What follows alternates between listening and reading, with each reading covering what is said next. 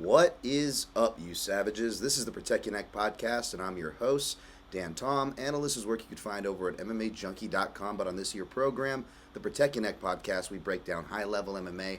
That's what we're going to do here today, tonight, whenever you're listening to this, because there is no fights, and no, I'm not complaining because we need weeks off, and we need more, and, instead of taking a break, maybe like I should, I couldn't help but getting a guest on here to help me break down, some past fights, as we like to do on these off weeks, like to kind of revisit history, come up for air in the few occasions that the UFC schedule will allow you to, much less the rest of the MMA universe. So I brought on at TypewritingDA from Twitter, my man Dan Albert from thefightsite.com. What's up, Dan? And we'll talk about this topic shortly, but thanks for joining me today. Yeah, thanks for having me. I'm happy to be here, Yeah, man. I mean, I think between, this episode alone, we should be able to give the audience, if they're, if they're hungry for fights this weekend, I think we should give them some good ones to go back on. And even ones that maybe you're more familiar with, as we'll get to this topic, as I'm going to throw it to you to set it up, Dan. It also could allow you to revisit fights that some of your favorites that, right, you think like the back of your hand. But when you kind of look at it from a technical eye, or if it's a judging show, you're looking at things from a judging eye, with the updated criteria, as we all try to educate ourselves, it can be really fun to go back and look at some of these. So, Dan, tell me what you think about that as you set up the topic of what we're here to talk about today. So, the site I write for is thefightsite.com. What we do is we're kind of a multidiscipline, kind of little niche site, whereupon we try to look at different disciplines of combat sports, and MMA tends to be the biggest marketer for our site's traffic right now, and most of our staff does specialize as say MMA analysts, including myself. We're all big fans of the sport. We all have our own little hipsterisms and whatnot, but the thing about us is that we not only want to elevate understanding of the sport, we're trying to give fighters credit not just for their will and heart and whatnot, but also for kind of the intelligence and skill they show in the ring. And so today's topic is kind of all about that kind of scientific aspect. So this is a personal fascination of mine, but I like to understand not just the ins and outs of how fighters work, but I like to see how they match up with each other. And especially fighters who try to outthink each other just as much as they're trying to outfight each other. And so there's a term for this that I think our site founder, Kyle McLaughlin, a boxing historian, aka now known as a movie and football obsessed, hipster on Twitter. Yeah, Kyle's great. But he coins them two-way technicals, and what we mean by that is they usually involve two aspects. They're basically fighters, two well-matched, skilled fighters, who are trying to outthink and outsmart each other with their respective game plans, but eventually at some point the fight actually turns into a bit of a firefight, or it gets really actiony, just as much as there's thought involved. And so they're technical, there's full of adjustments, there's full of little constant shifts of momentum, and there's little narratives happening. The thing about two-way technicals, though, is they're not quite wars, even though wars themselves can have technical aspects. So fights like Aldo Mendez or Whitaker Romero too, specifically, they're very, very high level fights in of themselves, but they're more kind of leaning on that war side too, as much as they are technical. So this subject is kind of more of the step below that, where it's it is kind of actiony still, but it still has a lot of just quality of skill involved. And to be honest, that line between where it becomes this all-out firefight and still being skilled, I think Dan and I can speak for ourselves here when we say kind of figuring out the grounds for that's a little hard, because there's maybe one or two picks on mine, for instance, that kind of veer into that. But the whole point of today, though, is to not just appreciate maybe fights that you've seen before, maybe fights you haven't seen before, but kind of break down like our impressions of them, little narratives we've seen in like skills, little tactic observations of what's going on, and just kind of appreciate fighters not just for being really, really like capable in the cage from like a gritty standpoint, but also from like you recognize kind of the science behind what they're doing, how they're doing it, why they're doing it. And that's kind of like my goal, because once you learn kind of how to do this, I feel like certain fights that you may not have enjoyed before get very, very interesting in their own way, because they make you think about fighters in different ways. And that's kind of the topic in a nutshell. I think you explained that way better than I could have explained that. And you're right. And some of my picks, maybe toward the end especially, definitely veer into that territory. However, I would argue that that's fine, though, too, because in rewatching and off the top, perhaps some that you mentioned, perhaps some that you didn't as well, I omitted a lot of real obvious ones. A lot of fights that are, obvious, talked about a lot by me, and especially if there's people that can talk about it better. Like an Aldo Mendez 2, for example, it would have been completely forgivable on anyone's list. But like Ryan Wagner, one of the best MMA analysts for sure, explains it so well. As well as, a lot of people on your side have waxed about that fight, obviously, and have written about plenty of others very well, better than I could ever do it. So for a lot of mix of those reasons, I'm just going to say off the top, both classic examples and newer examples, there are going to be some that I omitted. And as I explained to Dan kind of before we started, I went especially hipster with this, maybe a hipster topic, so maybe no surprise, but I tried to go more hipster with this list because there are so many fights that I realize I talk about a lot, and I still want to talk about them on this podcast because, again, it allows you to appreciate fights you, A, already appreciate and are already popular on a different level, and B, if they are the fights that within the context that do veer into the war, like Dan said, I still feel like it's a very valuable exercise to look at it through this lens because it allows you to appreciate the stuff that fueled the war, that was more than the war, right? Back to your initial spirit and what a lot of you guys at the fight site try to do, which is why I appreciate you guys. So, Dan, no issues on being wordy here, but go ahead. Yeah, one thing I'll also add is if you've ever followed my work or read some of my work or any of my peers' work, know that we do use a lot of like little technical terms to describe things. And if you're listening to this and not quite sure what we're talking about, don't feel bad. It takes a while to learn these things. I speak from experience as well on it, and I'm sure Dan does too. But the whole idea is I will try to like kind of simplify things a bit to kind of make them a little more accessible as much as I can.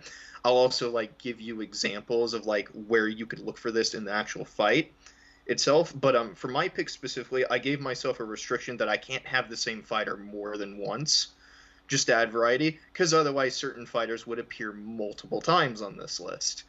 But that's mostly just a self-imposed criteria just for the sake of variety.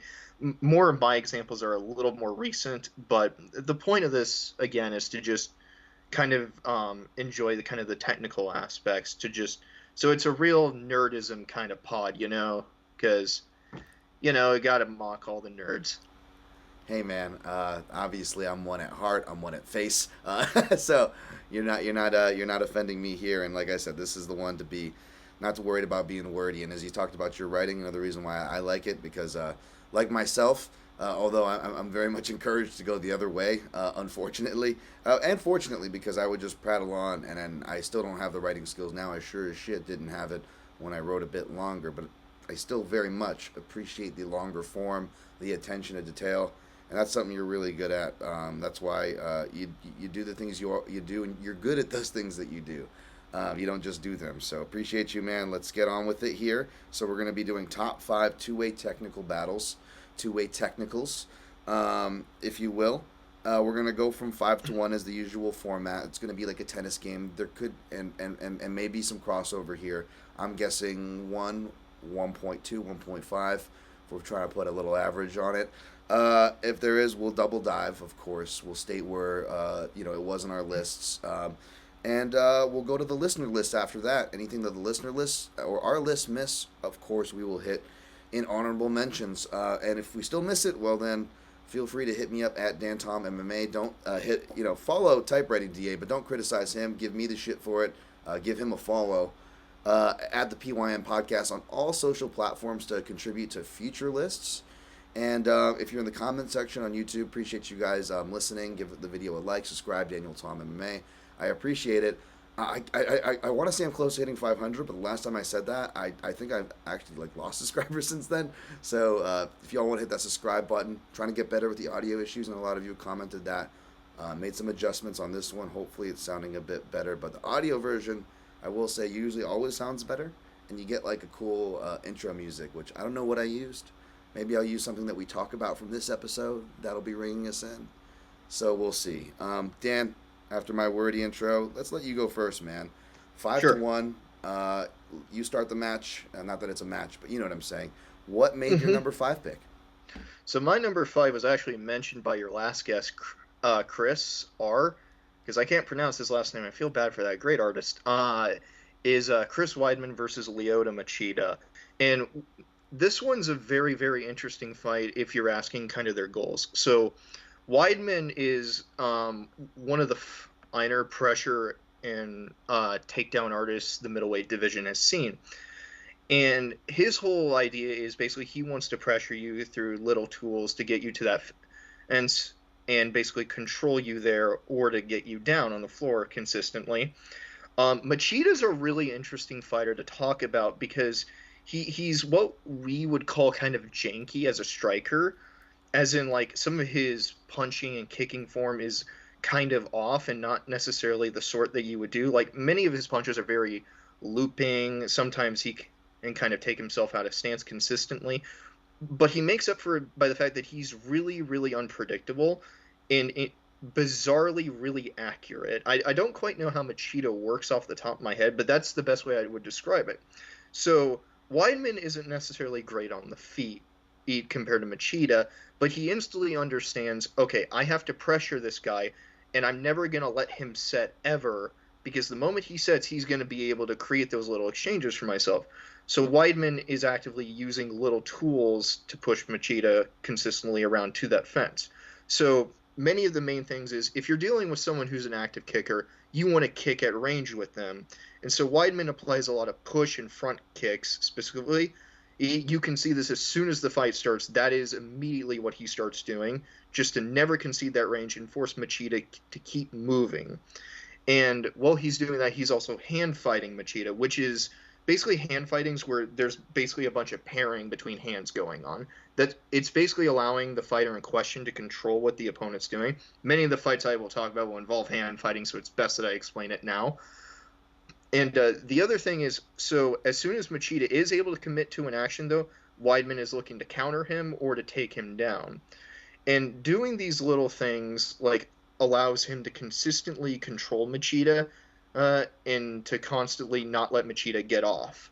So all these little, movements just allow Weidman to just disciplinedly control this fight for about the first 3 rounds. But then 2 things happen. First, Weidman gets tired because one of Weidman's weaknesses is that he could often enforce a pace that he couldn't really maintain. Which, to be fair, he kind of had to here. But the second problem is Machida kind of figures out how to use one of those tools against Weidman. And the main tool is, remember how I said that hand fight? So the reason Weidman was hand fighting all along was in the open stance, the orthodox southpaw matchup. Weidman basically is constantly hand fighting Machida's lead hand. What you can do is you can watch that fight and watch how Weidman's just constantly touching it. And what Machida eventually figures out is, I can bait that hand fight. I can pretend that I'm going to let you engage it. And the moment we engage in it, or I fake the engagement, I'm going to body kick you. Consistently. And then he starts mixing it up because he starts timing little left hooks in their counters. And then if sometimes he can force a reaction out of Weidman, and that allows him to continue those exchanges. And he uses all those things to mix things up. And what eventually happens is Weidman's pressure is only as threatening as long as he's able to control those exchanges and push that hand fight. And because of that, he's unable to really back Machida up consistently. And one of Weidman's big other weaknesses is Weidman and enforce his pressure or physicality on his opponent, like he's way less threatening. And so Weidman is often left to throwing naked kicks or punches, which makes him even easier to counter. And so the entire fourth round is basically Machida doing those little things to constantly like push Weidman around. And then the fifth happens. What happens in the fifth is Weidman figures out an answer. And it's kind of a unique one. So the hand fight has been the central like dynamic here to how Machida changed it. Those lead hands, the southpaw orthodox. Weidman does something a little different though. He realizes halfway through that there's a point where they clinch up. And as soon as they separate, Weidman starts hand fighting with both hands. He reaches out his other one too. So he starts hand fighting Machida's rear hand on top of that. And what he does with that is he forces them to get closer together, like he forces proximity. That allows him to create like the clinch through the double collar tie. It is not called the Muay Thai clinch. Ignore the commentators.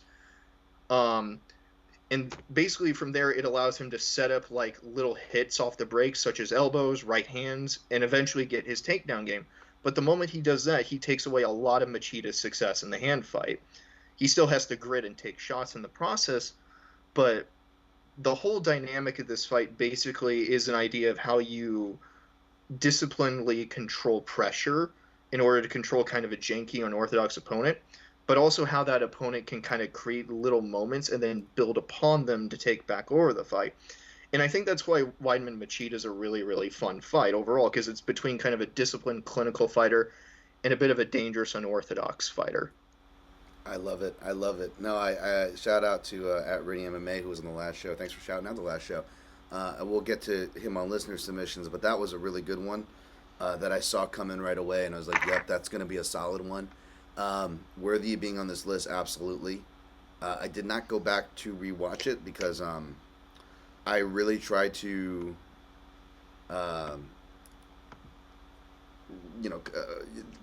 one thing I noticed about this, and you can weigh in here, Dan, is that there's so much. There's so much from in the middle of the context toward the violent side, toward the too slow side, which I was telling you behind the scenes that I kept leaning toward. There was just really so much to get through, and it's all worthy of talking about. I mean, you can really make cases, state lessons of importance from a lot of these selections. So it's really hard to pick between these proverbial children, but that's a really good pick. You know, like the thing about these fights also, like you just said, that's really important for those listening, because I'm mentioning like I'm mostly looking to mention the important things, which when we get into the more complicated ones I list, because you bet I picked very complicated ones more than this. That becomes essential to note. I did not intentionally going to say everything, because otherwise we'd be here for another 3 hours. And yeah, unless you're interested in that, we have this thing called a life, and I'm sure you do too. But yeah, totally. But no, Weidman Machida is just a really fun fight, and by the end it just becomes a really fun firefight. But I also want to mention, remember I said Machida was really accurate?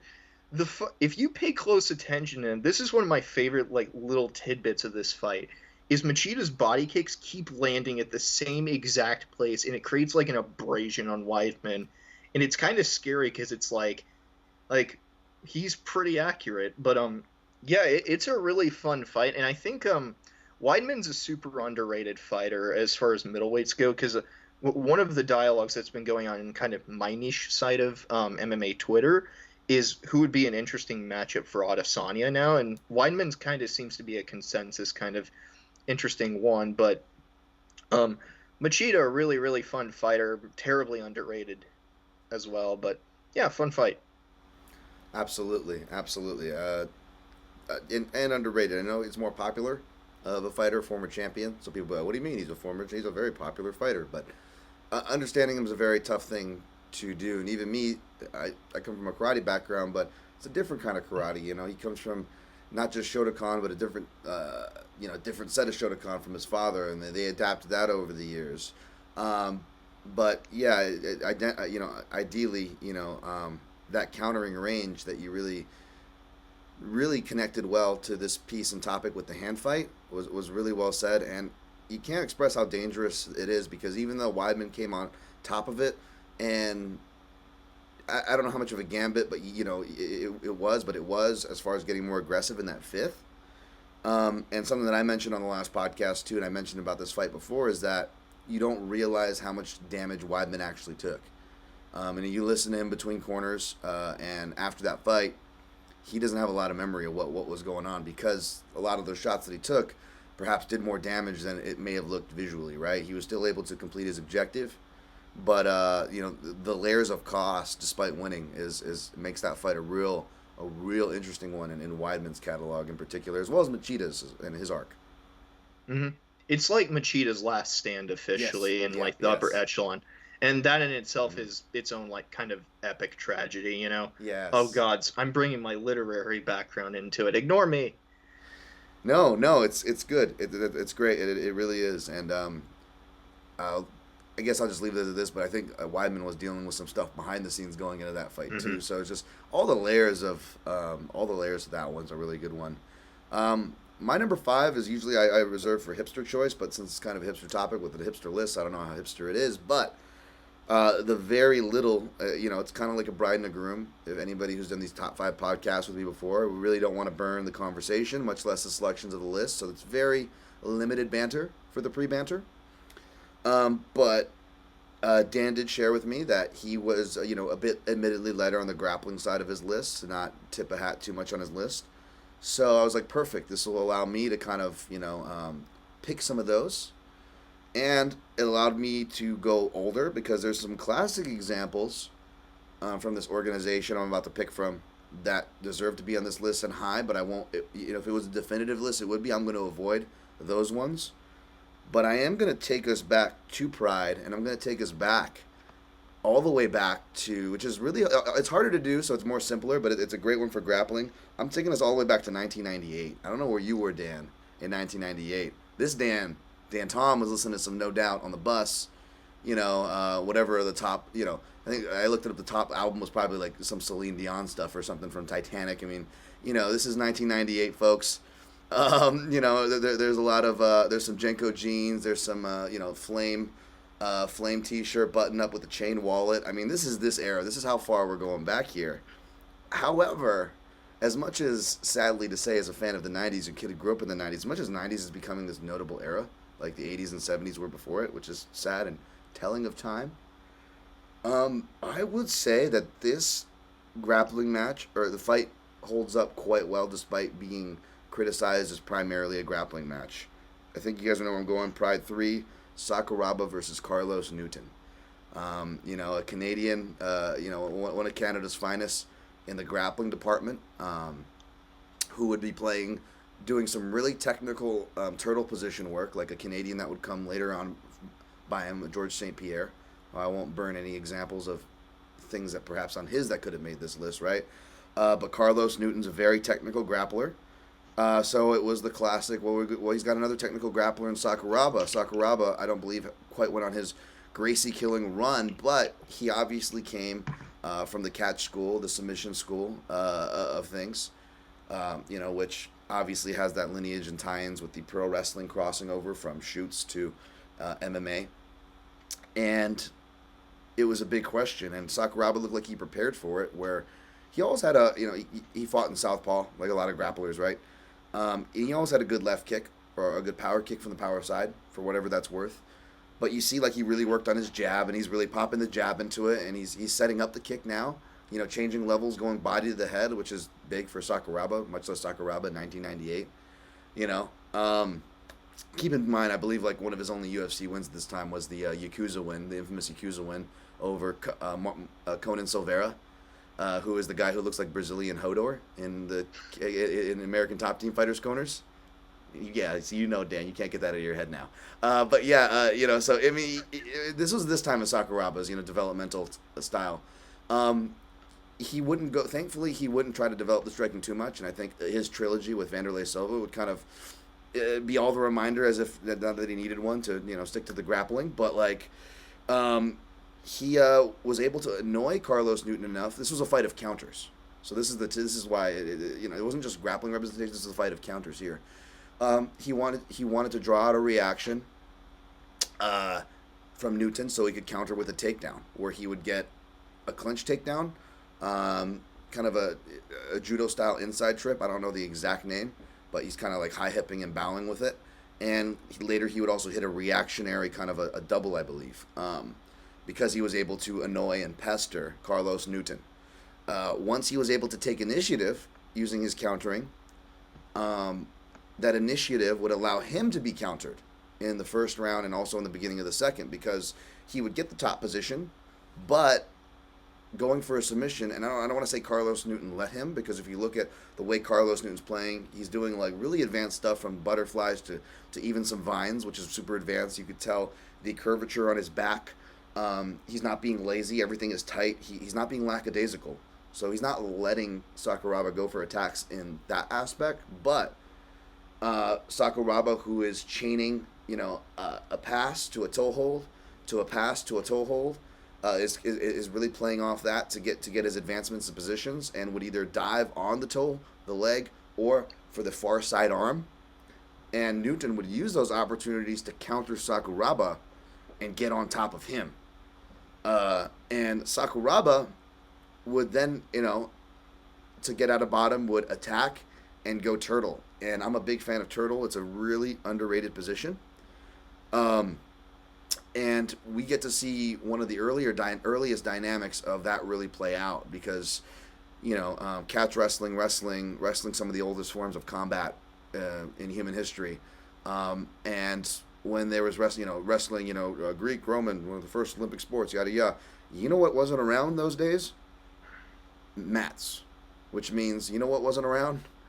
Guard play, which means grapplers went turtle. This thing that, it's so, we're so recency biased with jiu-jitsu and the jiu-jitsu's influence. I'm not hating on jiu-jitsu or its influence, by the way, but it's like, oh, it's so bad to turn away, right? Which was fine, and that's how like Uriah Faber and Team Alpha Male players were able to escape out of from bottom for good years without a lot of people catching on, because they were doing what the jiu-jitsu schools didn't teach you. They turned away and turtled. But because they were wrestlers and understood the positions with submissions, they could combat that, whereas wrestlers just using strictly wrestling escapes may be more prone, obviously, to back takes a bit more. But Sacarabba really just pairing these things early on, again, also comes from his lineage, and I'm a bit biased being, a big catch wrestling guy myself, and Sacarabba really, you could see the intelligence, how he's protecting his head. And you hear Quadros kind of criticizing, this is almost like a grappling match. And there is striking, but it's like a chess match of striking. Sakuraba is almost like lulling his opponent to sleep. He's trying to get him to forget about the strikes, and then gets him to remember about strikes. And another thing about turtle is you're baiting strikes, you're baiting back takes. They're saying you're going to get punched and you're going to get back take if you go turtle. But the thing is, good turtle players are counting on you to punch them, to side ride and settle your weight so they can Peterson variation you. They are waiting for you to try to throw your back so they can do the Derek Lewis style ass over tea kettle, gonna get my ski slope back, gonna swim my arms, to get you underneath me. That's the thing, and Sakuraba knows this, and Newton, to his credit, knows this, which is why he's not getting overzealous from this turtle position. And Sakuraba does it to the point where it's almost like, okay, why isn't Newton striking? Why isn't, like, the chess match is almost to the point where even me as a turtle guy who understands this in hindsight is still kind of scratching my head. And it's this beautiful roll. Spoiler alert if you haven't seen it. He catches him in transition, and Newton doesn't make the exact obvious mistake of putting one leg in between, but because of the transition and the roll that happens, Sakuraba is almost able to kind of backstep variation into this knee bar and snatch it up. And it's hailed as one of the best grappling matches for a long time.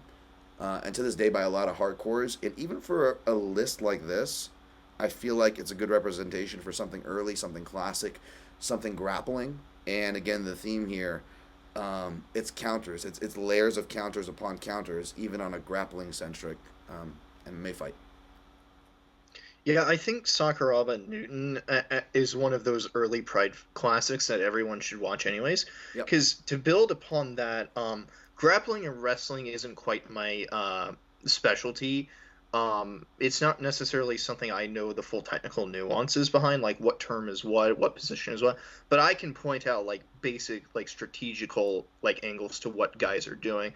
Now, the whole thing about Sakuraba and Newton or fights like it that's really important is because one of the most important things my peer Ryan Wagner talks about, the difference between like basic grappling and like MMA grappling is part of like being on bottom position is so disadvantageous unless you're like very good and active off your back with submissions, is that the guy on top is often looking for strikes too.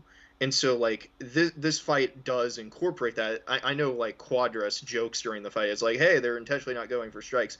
And then Newton hits him and it's like, oh, the dynamic changed and stuff. Really cute stuff. But no, Sacarabba Newton's one of those early like Pride classics that everyone should see just because it's wild, it's great. Sakuraba was one of those like quintessential like early action fighters, must watch fighters, not just for like context of why MMA is important as a pioneer, but also just because he had the most fun fights in early Pride, you know? Yep. Yeah, absolutely. It's a fight that people should watch anyways, which is part of the reason why it's on this list, and a fight that I myself, despite being a grappling Japanese MMA, I love Pride, I love turtle position. Like, it checks all these boxes, and I'm like, I never talk about this fight. And when I went to revisit it again with these goggles in mind, it gave me a whole new appreciation on a fight that I thought I already appreciated. But that's kind of I think a real cool point of this topic. I dare say. All right. Unless you have anything else to add to that one, let's jump to what you had for number 4. My number 4 is actually a fight that I have written about before.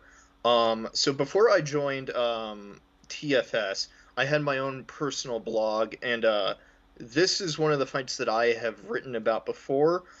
I think it's still to this day one of the most proudest I've ever been of any fight breakdown I've ever done. It'll eventually be republished on TFS, so it's more accessible to everyone else, because God forbid I don't want anyone to have to hunt from my blog, but if you want to find it, I'm happy to send it. I will not be able to cover everything in this one because it's complicated, but it is Piotrion versus Jose Aldo. And I'm going to begin by saying, so the context of this fight is extremely important. So Jan is kind of a TFS darling, to be honest, because he's one of the most quintessentially brilliant fighters in the world right now, especially on the feet. He's one of the best pressure fighters I think MMA has ever seen in terms of cutting the ring off, incorporating pace and feints into his game, and especially building upon those. And his shot selection is phenomenal. Like, an honorable mention for this list that I almost picked, but I used as a context example with Dan here, was his fight with Rivera, which is another example of these two-way technicals where you really see Jan's adjustments and like ability to figure out like situations with his cutting and shot selection. The thing about Jan though is at this time he's basically like considered, and kind of basically still is, the best bantamweight in the world, or to be the best. And he set up to fight Jose Aldo, and what a lot of people I don't think understand about 2019 Jose Aldo is you have to remember a few things. This is a guy who's been fighting for over like a decade and a half at this point. He has been through like a training regime and gym that is known for wars. He has been in very tough fights himself. He's been finished before. He is also not a great weight cutter, and he's cutting even lower to bantamweight. And if you watch him, he is visibly slower and not nearly as, say, dynamic as he used to be, like, even 5 years before that. Now, Aldo is also a major, like, fight site darling through and through. Most of us consider him the technical and, like, most accomplished fighter in MMA history. I think he is indisputably one of the best defensive fighters, if not the best, that MMA has seen, especially in terms of decisions. But in this context is really important here because at this point in time, Aldo has always had a gas tank issue, but now he's cutting weight, and if he's fighting someone who can force longer exchanges and a pace such as Jan, that's not really helpful for him. And so the odds are kind of stacked against Aldo when you were like building up to this fight anyways, because it's like, what can he really do here? And it turns out Aldo fights basically one of the greatest losing strategic efforts I have ever seen in any fight in MMA. And it's impossible to really go over everything, but immediately on, you see that proficiency in the pocket from Jan trouble Aldo, but Aldo's like decent enough there to like compete with him. And so after the first round where like Aldo tries to like take him down and then gets hit in the body really hard, he changes strategies and turns this into really like one of his like defensive masterpieces. And so there's a little term called Occam's razor, and what Occam's razor means is basically sometimes the simplest solution is the best one. And it basically means it's less about how much you can do with what you do, it's how you use what you can do. And so Aldo isn't really the guy who's going to throw like a ton of things. What he does is he throws specific things and he mixes them up enough to do them very, very well. So Aldo realizes a couple of things about Jan. Positioning and control is key. Like, only do what is necessary at specific moments when it's necessary. So if Jan wants to exchange, I need to step out at range, frame with my rear hand into a jab, or launch a basic counter. But I never ever let him control like the positioning. The other thing is starting in round 2, Aldo starts kind of doing what's kind of called what I'm going to call a long guard variation, where he kind of stands with his shoulders kind of hunched and kind of like this, and he's constantly raising his knee because he's threatening knees. This makes it very hard for Jan to like easily get in because now Aldo's not so willing to commit to the pocket. And so that same pocket threat, by the way, still exists though, and that allows Aldo to start piecing Jan up with leg kicks. So Jan is forced to turn to southpaw. And what that means is Aldo can now hand fight him and get his jab off easier. But the hand fight also has another like idea to it, because since Aldo is controlling positioning, like if you watch this fight, pay attention every time to something Jan does, how Aldo will reposition or like look for a counter or frame off. Like always defensive steps first. The small steps he can take. Like it's all simple, it's energy efficient, it's all about controlling those motions to like make sure Jan cannot build up his pace. But all these things that I have mentioned so far, like here's why Aldo's a genius. Because doing all these little things together makes Jan extremely predictable. So it's like, think about it. So Aldo's hand fighting him. He's threatening the entries with knees. He's doing all these little things together. And what that means is basically Jan's main options are going to be like maybe a rear straight or like trying to kick. Well, what's Aldo going to do? Oh, I can see that coming. Since your options are limited, I can just step out. Jan wants to come forward. Or as well, don't let him go forward ever. Just push him back, control directionality. Actively make him back up with feints and threats. Make him think and vary up my shot selection. And, he tends to cover up with his high guard a lot like this. We'll constantly feint to exploit that and then hit him to the body and then reposition out. Make him back up, exploit that guard tendency over and over again. But not only... And so the other thing that's important is... even if I'm not hurting Jan, this controls the optics of it, the whole fight itself, since it's a scoring basis. But it also prevents him from building. And this effort is so disciplined and so impressive that, and I'm not even joking, Jan, who is one of the best pressure cage cutters in the whole sport, cannot get Aldo to the fence until the very end of round 2. And it takes him another 5 minutes to do that again. And so that's how Aldo fights, and that in itself should impress you. But here's the thing. So this fight is a really important experience for Jan, because Jan figures out how to break through as well and gets to show off like his experience in problem solving. So Jan basically figures out, here's the thing, you're still trying to be energy efficient. So I have to keep these engagements going. No matter what. And there are a lot of things I have to do, because eventually I'm going to break through, and I have to be willing to take one to give one, but I have to do little smart things in order to make that work. So Jan, since he's working specifically in southpaw here, because he can't be an orthodox because the leg kicks happen, so he starts touching with his like southpaw jab, or like using little throwaway shots, as in like little fake shots. That's to set up longer combinations, to constantly make Aldo keep moving. Because, like I said, Aldo has to do something every time Jan does something. But then Jan starts mixing it up, because it's like, for Aldo's incredible, like, upper body movement, because it is very hard to hit Aldo in the head throughout his whole career in general. Unless you knock him out in one punch, but that's a different story. But what Jan does is basically, okay, I'll vary up between the head and the body. And this ends up being the big game changer, because If you can't hit a guy upstairs or you can't hurt him upstairs, then attack his body. And then I start feinting on top of that at 2. The other thing is every time Aldo has to reset, I have to punish those resets. I have to keep you moving and keep having to defend, because that still tires you out too. And all these little things together, or as well as one other thing Jan does, is so because Aldo was exploiting that high guard that Jan was using to cover up, Jan starts baiting that and then starts counterpunching with the lead check hook off of that. And all that forces Aldo to get stunned, and then Jan can continue those exchanges. And this continues more and more and more until finally he breaks Aldo, which leads to an egregious referee stoppage. But it's hard to find a fight where you are so impressed with the loser, but you recognize that this entire experience, this 5-rounder, is a fantastic learning experience for the winner too. And Jan Aldo is, it's been praised a lot by my kind of niche community, but ultimately those reasons I think are why that fight is brilliant.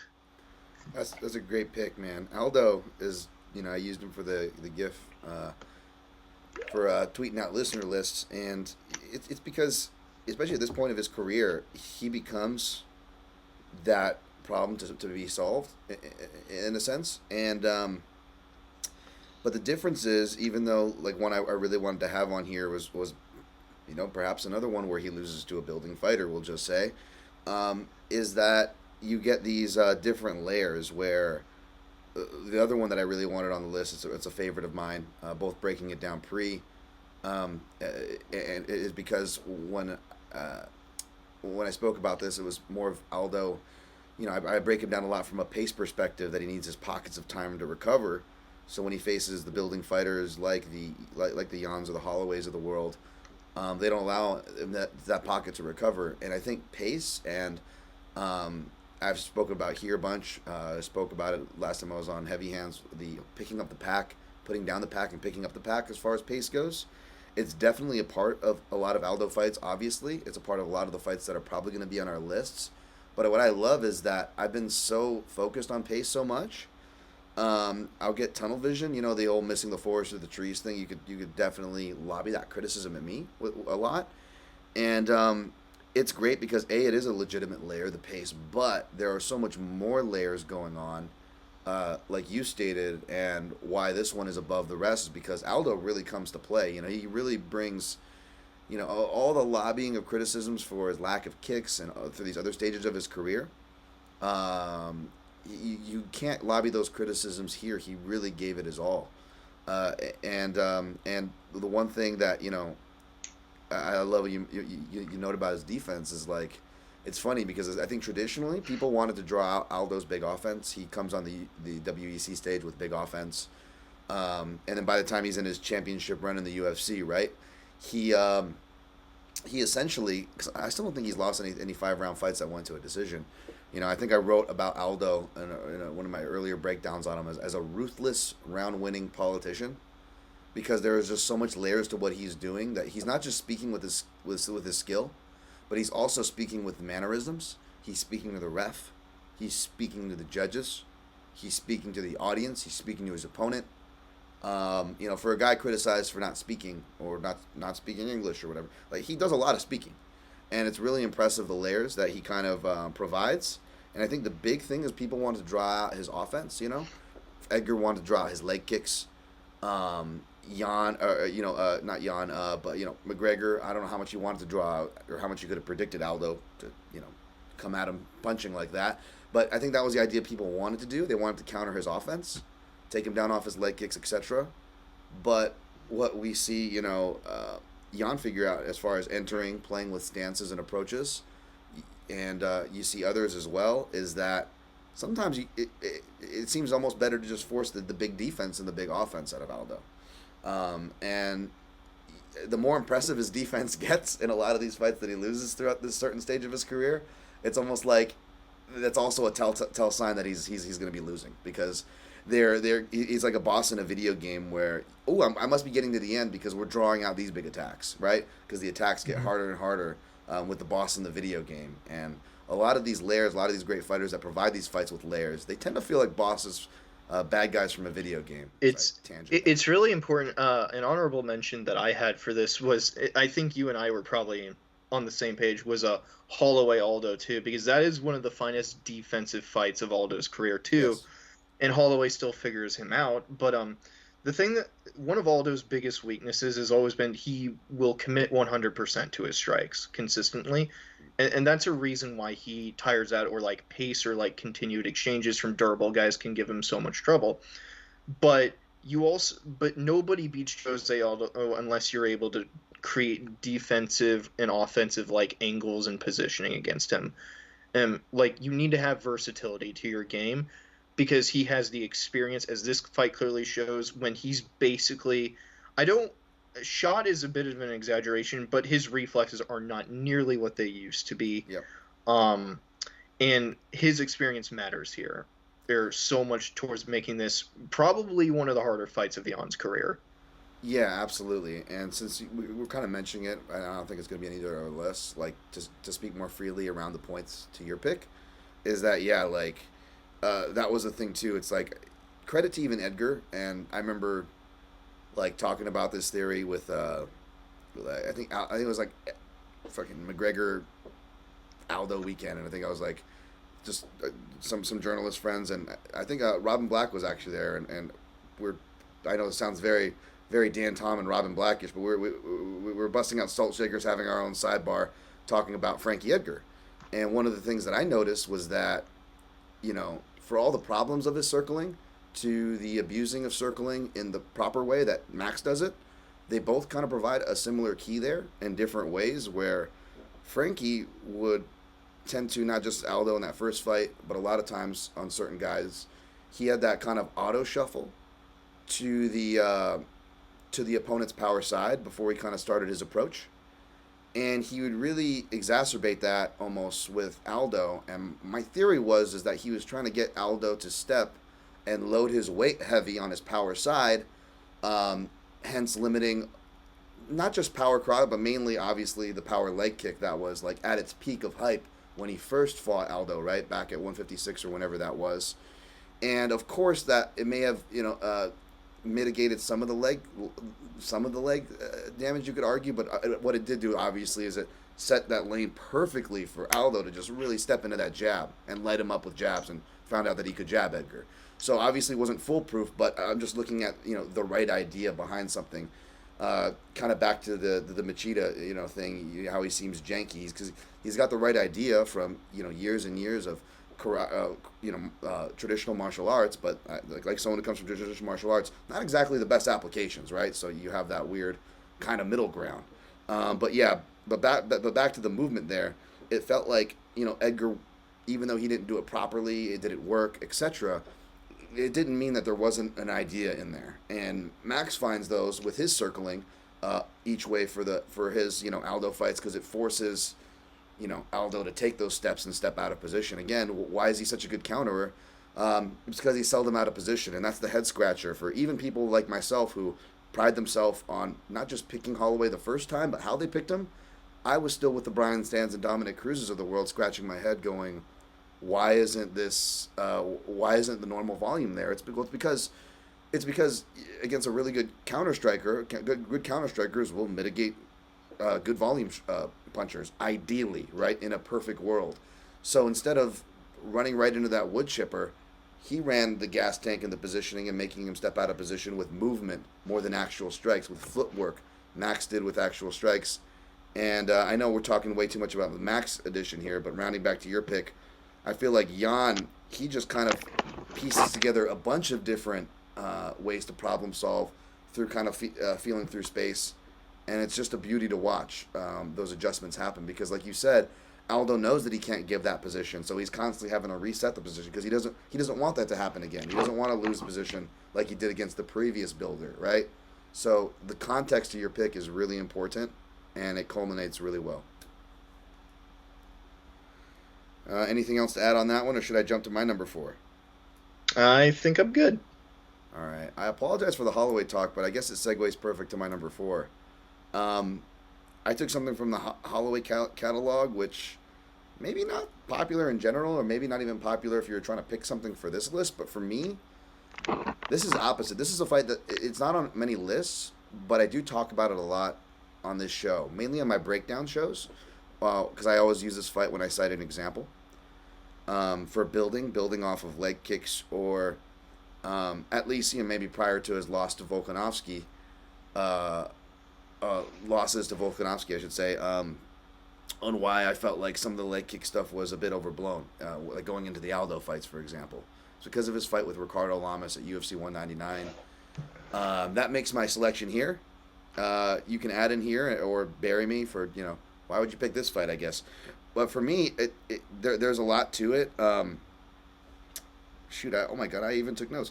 It's essentially like Lamas doing his punches to kicks, or a lot of time they're just kind of fake punches to kicks, and Holloway figuring out that he has to answer that by attaching his kicks to his punches, which, depending on which Holloway, which iteration, isn't something as quite so simple and expected as you might think, depending on which fight we're talking about. But with this fight, you see him have to figure that out.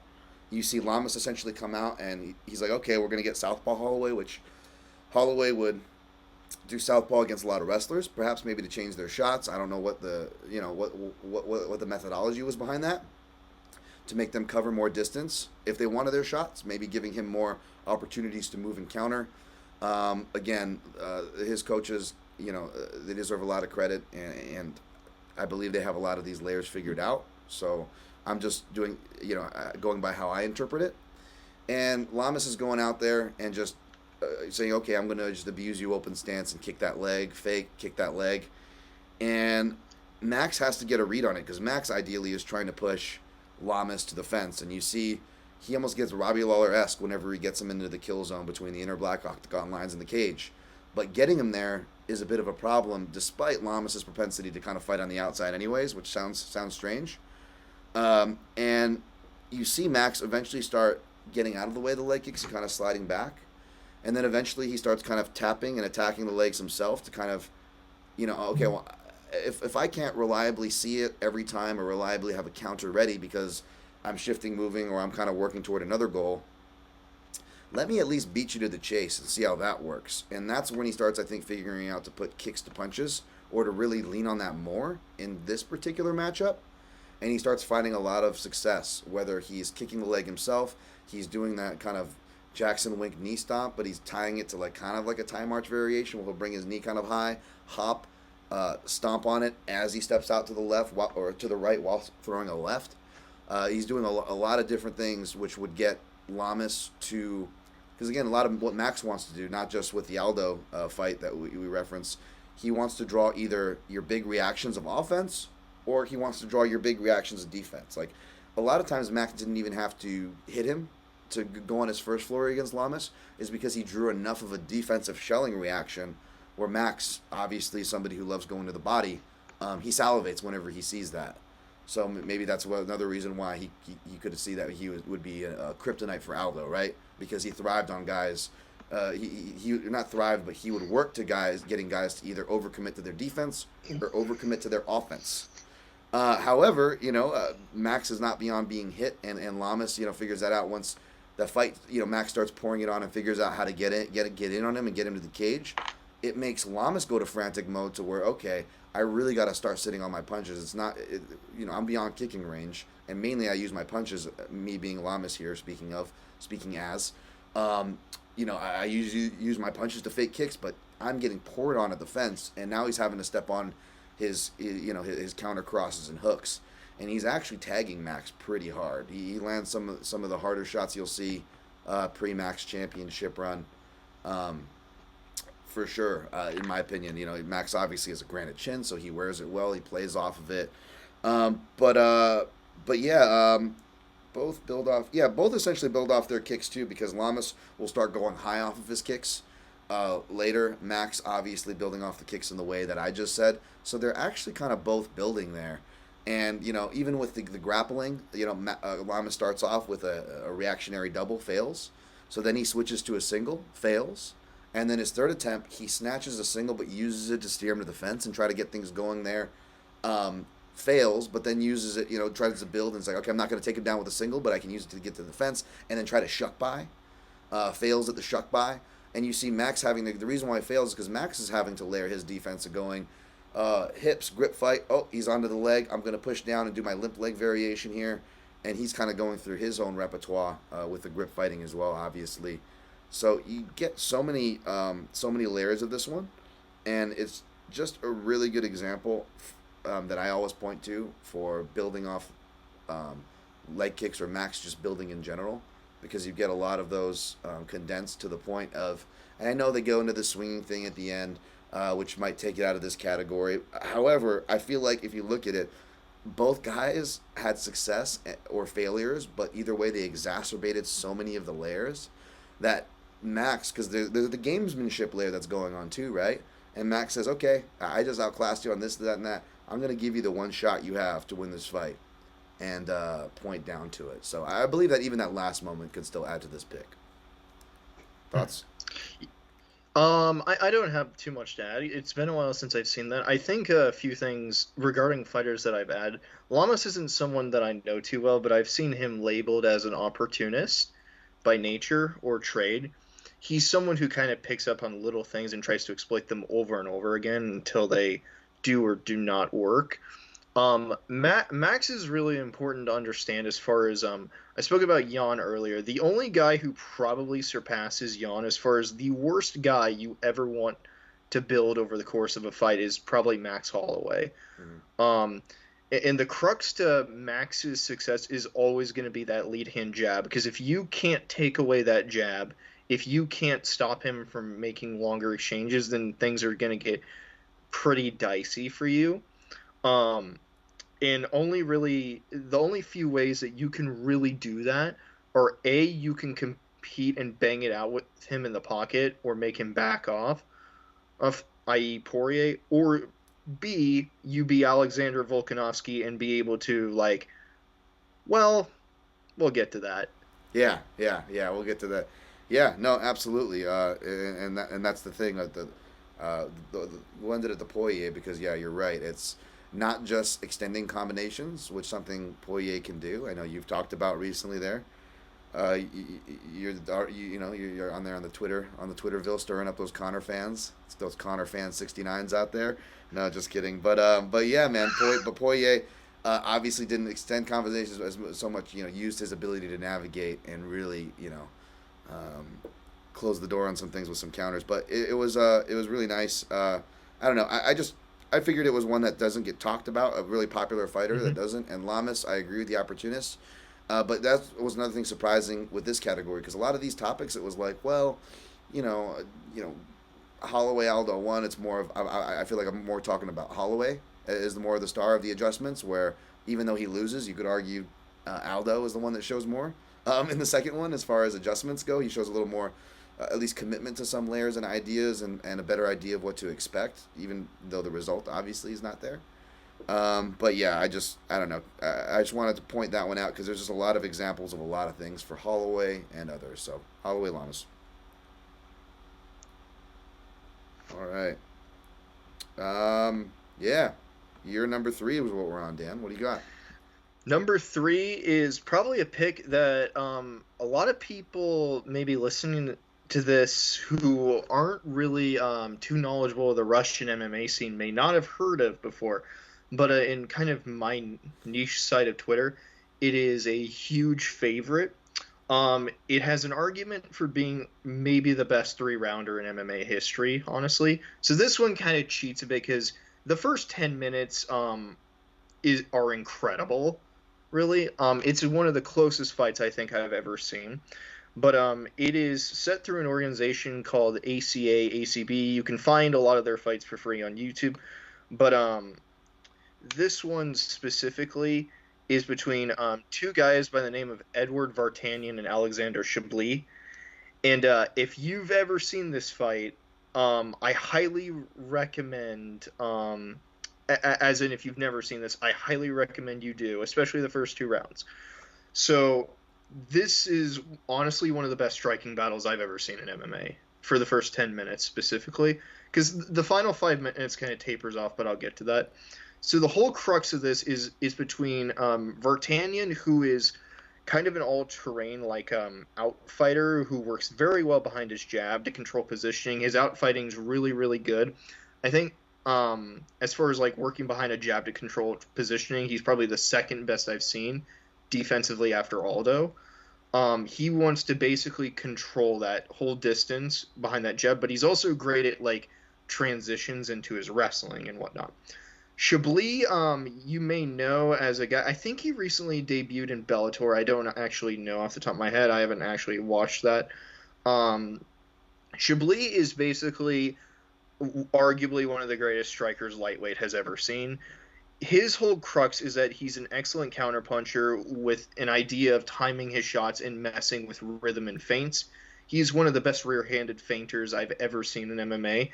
And he might be one of the scariest knee fighters out there. And so this whole fight, basically the opening 10 minutes is just pure chaos because you see these two just engaging in this like crazy battle of like rhythm manipulation and feinting. And the tide turns like one way and then it turns the other way. And so you have like two round of the year contenders next to each other. And so what happens is early on, Chablis, like, Vartanian's jab is his bread and butter. So I'm going to feint and preemptively counter you with hooks and then immediately chain punches and knees off of each other as I shift in. And shifts are where you kind of switch as you're punching or throwing a strike. And so if you watch this fight, Chablis will, like, switch to southpaw and then punch and then turn that into a knee or, like, apply, like, a single collar tie and then put heavy pressure on Vartanian early. And so, like, early on, he really, really messes Vartanian up because Vartanian can't get his jab off without Chablis countering him. And then literally a minute and a half later, Vartanian finds an answer. Because what he does is like, okay, so you're expecting the jab, so what should I do? Why don't I throw a lead right hand instead? And from there, he starts timing like Chablis off of that. And as soon as he starts establishing that, he basically busts up Chablis' nose. And like every time Chablis tries to counter or step forward, then Vartanian brings out that jab as a counter to the step. But then Vartanian, like as soon as he's able to put Chablis on the back foot, he starts shifting to continue putting pressure on Chablis. And so like what ends up happening in that first round is like you kind of see both guys are interestingly like using the clinch as a transitional or smothering tool too. And you see this in the upper levels of MMA where guys will strike into the clinch or they'll strike out of it off of breaks. And so like because what you don't see in like boxing unless you're like watching like really committed infighters is like the clinch is supposed to be separated usually, but in MMA it's like used as more like transitioning for like guys to do more. Like you see that a lot with Demetrius Johnson and you see that with these two because they're actively going in and out of the clinch through their strikes or using that clinch to smother the other guy or turn them onto the fence to get more work done. And so it's constantly like action-packed in and out of the clinch as well. And so kind of where Vartanian starts getting the better of the clinch, though, is because he's kind of a better transitional grappler where like he'll smother and then he'll turn it into like he'll try turning Chablis and then like trip him. And so Vartanian like ends up kind of being better at like navigating these exchanges as time goes on. And with like his own feints and stuff, but then Chablis makes an adjustment in the second half of round two, because what he starts doing is he starts like kind of switching his stance into southpaw, like shifting as Vartanian steps in and takes his head off the center line and tries to time uppercuts or counter hooks. And the center line, just so you know, is basically like the straight line for when guys engage. So like Chablis will like take his head off the center line and try to go for a counter uppercut and stuff. But then, like, what he does is he begins, like, feinting a bit more again whenever Vartanian's taking a step back looking to counter jab. And he'll feint to set Vartanian's guard up, and then he hooks around it. Or when Vartanian tries to counter, he'll counter that counter. And then he also, to deal with that lead right, he starts feinting to draw those rights out, and then he takes his head off the center line to counter with his own rights. Because it's like, if the other guy's going to time you with leads, use that right hand effectively. And so then, like, he starts mixing in his own, like, blitzes and shifts. And just, like, he eventually hurts Vartanian in, like, the second round of what's otherwise really, really close. But it's constantly, like, on the feet, it's just crazy action between like two guys who are constantly doing very similar things with their rhythm and feinting. But like whomever controls the engagements at the moment typically wins it. And it kind of is like Vartanian's craft, like being pitted against Chablis' dynamicism, and it keeps things interesting. And that's kind of the on the feet dynamic. The ground action isn't really that interesting in like round three. Basically, Chablis like isn't as good as like managing space because he gets backed up a lot more. But he starts going for like counter like takedowns as well to control Vartanian as well. But just there's a lot that's happening in this fight, and I'm like giving a very layman's terms for it because the opening 10 minutes are just nonstop action. I agree. This is one of the few ACA fights I can actually weigh in. Not one of the few, I should say. I mainly watched from about 32, and this is about the time where my watching taper is off, as just the UFC and my beats start to take over. But this was a fight where I remember just trying to. I would just kind of have ACA or ACB this time, just on in Saturday mornings for me here, West Coast Pacific time. Like I'd have it on in the background while I was doing stuff, trying to get stuff done before the fights, and which I could never do. And so I say that because I specifically remember this one where I was not aware of these two guys before this. And this was one of those fights similar to like that ACB 32 fight, the first fight between Jan and I can, oh my gosh, why am I forgetting 135? Magomedov. Magomedov, yeah, Magomedov. The most I could have made up that name. But yeah, their first fight, of course, I'm referencing where Jan lost the really, really close split there. This fight is probably like maybe bordering the top three with, of course, Jan Magomedov on the top with probably a Murat Believ fight somewhere in there too. A big Murat Believ fan, fresh out of prison. But yeah, this fight was just really, the striking for the first 10 minutes really caught my eye. I can't go back over detail because I have not gone back to watch it in some time, and I can't believe it's been since so long since that fight even happened.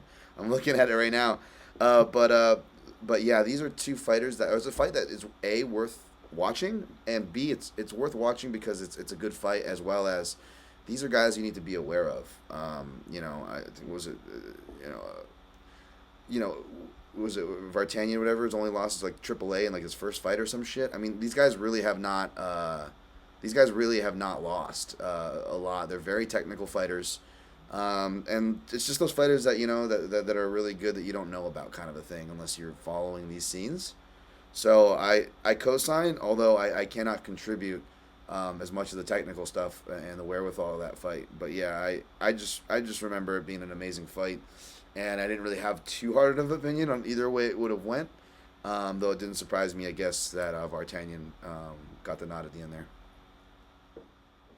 Yeah, I will say, like, following the Russian MMA scene is pretty hard, but there's been a lot of influx of talent from that scene, such as we mentioned Jan already. Like, that's where he came from, and, like, as far back as his fifth fight, like, Jan already looked tremendous.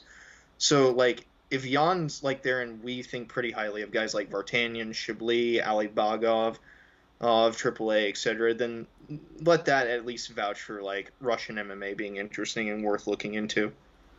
Absolutely. All right, number 3 time, is it? Or is it? Yeah, number 3 time for me. So this one is another one it's probably going to be that people are going to be like, huh? When I put it on there. But for as much as it's cool to, talk about technical fighters or technical fighters who aren't talked about a lot, like, the last selection we just went over, right? I would argue it's still important to maybe talk about more popular fighters who don't fit this bill, but for the fights where they did. And especially when their dance partner did too. And these are two fighters who come from the complete opposite end of the spectrum. Aggressive, reckless opportunists versus grindy, boring, does nothing style. And I actually do talk about this fight, but it's usually a quick reference. Like I did in the last podcast, I just referenced this fight. But I actually went back to watch it, and it actually it filled out even more of the context than I remember, to the point where I have to put it on the list. And it has grappling, so it's John Fitch versus Eric Silva in Brazil. I don't know if you remember much about this fight, But a lot of times me as well, often remember it as the one time John Fitch was fun. But but like aside from that, because the guy was, he already went through his licensing right deals with the UFC, enough to get on their bad side. He went through a bit of a losing streak. I think Fitch, he got knocked out like stiff by Johnny Hendricks, and I believe he lost another one. I think it was to not Koscheck, they're freaking teammates, but like somebody he was only like on like his first like two losses in a row type deal, right? And you knew the UFC was going to cut him. And he stated that he was going in to win fight of the night, which I was like, bullshit, John Fitch. You're not going to go in and win fight of the night. And it was crazy. I went back and looked at the odds. John Fitch was actually an underdog to Eric Silva, which is bananas. Because Eric Silva didn't really fight many people.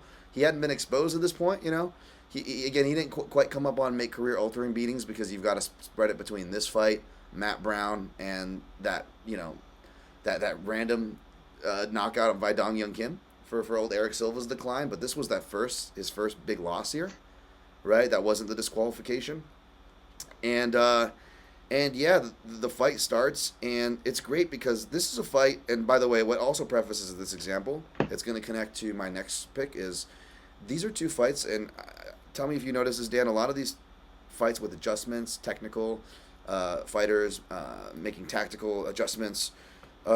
Maybe even deviating from their original strategies, is that a lot of fighters, and this is a basic fight language, like when Brad Pickett threw the knee at, what's his name, at UFC 189, the Brazilian kid, Almeida. I said aloud to everyone I was watching with, I'm like, okay, now here's where Almeida does it back to him, and he knocks him out, right? Okay, so... But it's based off that basic theory where this pops up in a more technical way in a lot of these fights, at least in my next two selections, Dan, where you have one fighter presenting certain ideas and they're working, and the other fighter steals that. Doesn't necessarily doesn't build off it, but he just outright fucking steals it. And he does it to the person back and does it better. And I don't know if you came across this with a lot of your selections or a lot of your research, but I felt like I saw that theme a lot. And you see that here where John Fitch is, Eric Silva is being reckless Eric Silva and throwing naked knees and body kicks, which are, John Fitch is like, perfect. That's what I'm waiting for to take you down. And John Fitch is, doing his he's doing a shuck by. And it's great because Fitch comes from a wrestling background, but they're both really similar because Eric Silva is not just a black belt in Brazilian Jiu-Jitsu that the commentary talks about, but he's also a black belt in Judo. And John Fitch's black belt in Jiu-Jitsu comes under Dave Camarillo's hybrid because Camarillo is a black belt in Judo and Jiu-Jitsu. So in other words, there's a very similar well-tooled. The difference being, and the deciding factor is the embrace the grindness of John Fitch's wrestling, to oversimplify it. But from a Judo perspective, there's a lot of the similar things where both guys are very, like Judo players, kind of like wrestlers, except I would argue better because they're harder to get down, and they'll actually kind of like, they'll really tripod, where they'll get to their feet, and which makes a more of a ski slope that I referenced before. It makes that even steeper as a back take trap. And and they'll go and they'll fight hands and so forth. And Eric Silva's doing that, but John Fitch knows that's coming, so he knows how to play it, right? So he's kind of doing his own version of another AKA fighter that would really popularize the meta and do it much better than Fitch does in this fight, but doing his own meta of, okay, you're going to build up, I'm waiting and ready for you. You could tell Dave Camarillo had him really well trained. And Silva would hit some reversals to his credit, right? And in the next round, again, to Silva's credit, a guy who wasn't technical, a guy who would break after a bad first round, he actually has a much better second round than I remember, specifically because he starts doing the stuff to John Fitch that John Fitch did to him, including getting him down, shucking around to his back. And Fitch, using judo and wrestling-esque MMA style get-ups. Conversely, Silva knows how to play off of those too. So he's playing off of it and doing the same. Now he's nailing the same moves and the same sequences to get to John Fitch's back, right? Luckily for John Fitch, of course, as he credits his time training for the BJ Penn fight, is that one of Fitch's moves is that he allows guys to take his back so that he can turn into him, a la Anthony Pettis. To Pettis' credit, that is a very savvy thing that he would do. So now that Silva's turned the tide, he's actually John Fitch, giving us a first glimpse, not a first glimpse, because BJ Penn gave us a little bit of a glimpse that, like, hey, this guy's offensively a fucking nightmare as far as the grind goes, but that doesn't mean you can't do it to him either.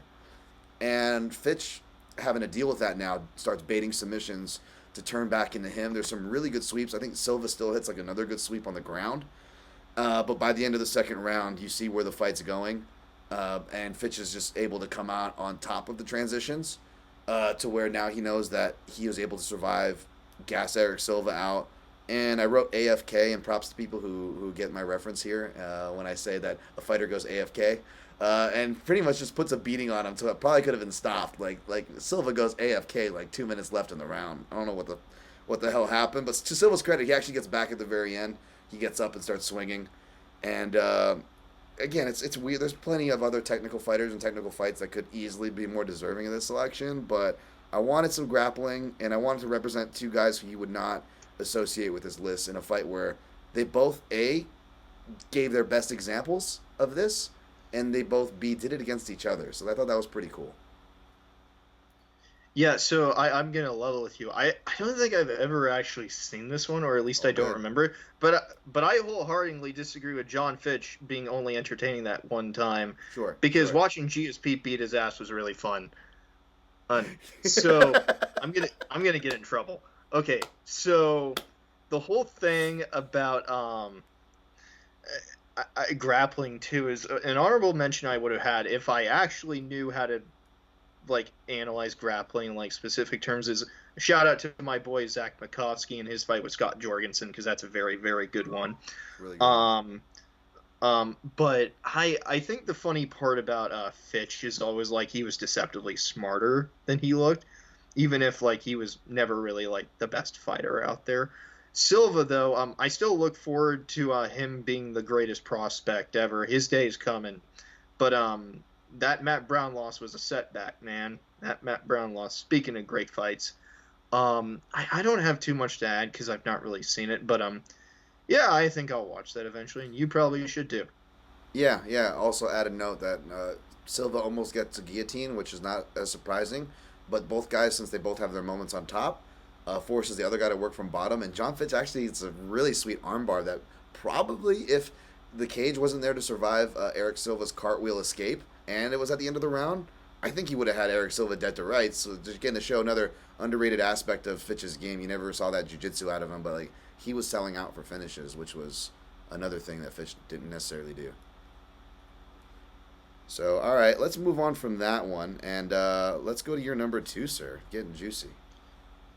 Number 2 is very complicated. It is the first fight between Demetrius Johnson versus Joseph Benavidez. We'll also mention it has one of the worst crowds ever during it, but that's besides the point. So Johnson, Benavidez, I don't think neither guy is at their peak in this one, but you still have two very experienced, two all-terrain, former bantamweights who are really relying upon their physical attributes, but this kind of builds off upon the transitional aspect I talked about with Vartanian and Chablis, how they can strike into the clinch or use that clinch for like more transitions to wrestle or to like strike again. And you see that really playing out between these two constantly. And what evolves is this fantastic fight, honestly, like very, very underrated contest. One of the best flyweight fights ever. So Benavidez's strategy is Benavidez likes to really like blitz in and like push opponents back, kind of physicality. Against Johnson specifically, he kind of likes to set up those big shots or to get Johnson to the fence where he can like wrestle him, because well, Benavidez is ludicrously good on the ground as a scrambler too. And there's a lot of damn scrambling in this fight between both guys. So the blitzes themselves often will involve like shifting, chaining those blitzes into hooks, etc. But the other thing is the blitzes are often used as a counter. So if DJ commits to like an entry point or like tries to step in, Benavidez instantly looks it to a counter. The other thing is DJ is trying to get his jab going, and I've talked before about taking away an opponent's jab, but here it comes into play again, because what Benavidez does is he starts playing with the open stance where he'll switch between southpaw and orthodox to take away that lead hand jab. And so what DJ starts doing is DJ starts to switch back into southpaw himself to make it a southpaw-southpaw. So Benavidez switches back into orthodox to take it away. and so it leads to constant like switching there as well. Oh, but it keeps forcing DJ to switch, and it keeps allowing Benavidez to build and DJ to not. And so then Benavidez kind of ups his game a bit by like jabbing his way in and then like employing level change feints to really push DJ to the fence. But unfortunately, the problem is once he gets him to the fence and on the clinch, it turns out DJ is a little better in the clinch than he is. So it becomes kind of a battle between Joe B kind of trying to put his hand on the bicep and get those underhooks to like kind of turn him into trips. But DJ's like getting those overhooks and then like attacking the body with like constant knees to wear Joseph down. And it's like they're also I said in Vartanian Chablis entry that like the clinch is often used as a counter to smother. You see that with these two too, because both guys are constantly blitzing in. The other will just smother them into the clinch and then like turn them onto the fence, and where the dynamic continues. So DJ's attritional strategy kind of pays dividends here to like slow Joseph down as the fight goes on, but like all these little things that have already happened are really demonstrative of like how flyweight is such a transitional based division in terms of the phases that you don't really see in many of the other divisions. So, but having said that, DJ is kind of still at a bit of a disadvantage, but he figures out an answer. So he finally figures out how to get his jab going. Here's what he does. So he starts like using feints and throwaways, like faking the jab, and he starts using Benavidez' own hand fight in the open stance against him, and to like force Benavidez to counter out, and then like takes a slight step back and then counter jabs him, and or like counter hooks him, or he'll just pivot, reset, and then open up another shot. The other thing he starts doing is he starts punching off his kicks and vice versa to keep momentum going for himself. But Benavidez also finds an answer when DJ starts taking over, because DJ is also like using that jab as a frame, so he starts like hooking over that to start punishing him, a la like Ali Foreman, and really like using those counter hooks to like time counters, and he really relies upon those overhands. The other thing he does is, because DJ's trying to reset a lot, he starts attacking the body and like divvying his blitzes between the head and body, and this allows him to like get a knockdown in round 4, because like DJ like tries to throw a kick to make him back off, but Benavidez sets up that overhand, and then it leads to a really crazy like transition on the ground where they both nearly tap each other. It's awesome. Yeah. But ultimately though, DJ finds his answer at the end of round 4, where basically because Benavidez is blitzing in, but he's also being worn down from the pace of the fight, from those knees, and constantly both guys doing a lot of things happening, because God knows there are a lot of things happening in this fight constantly. What happens is, because Benavidez' entries are getting more predictable, DJ starts feinting a lot more and ups that game in like the last round and a half, and starts forcing Benavidez to blitz or commit to a counter, and then like counter double legs him. And if Benavidez backs off, he then like pursues him more and like goes for more like clinch work to make Joe work more. And as soon as he gets him on the ground, he starts like elbowing him in like the ribs and stuff, which is just mean and unfair, and DJ's casting is stupid. But no, I think that I've already exemplified this point, but this fight is like not only great, even though the crowd was booing for God knows what reason, but it's really demonstrative of like flyweight's transitional games, but it's also just a banger of a good fight, really. It is.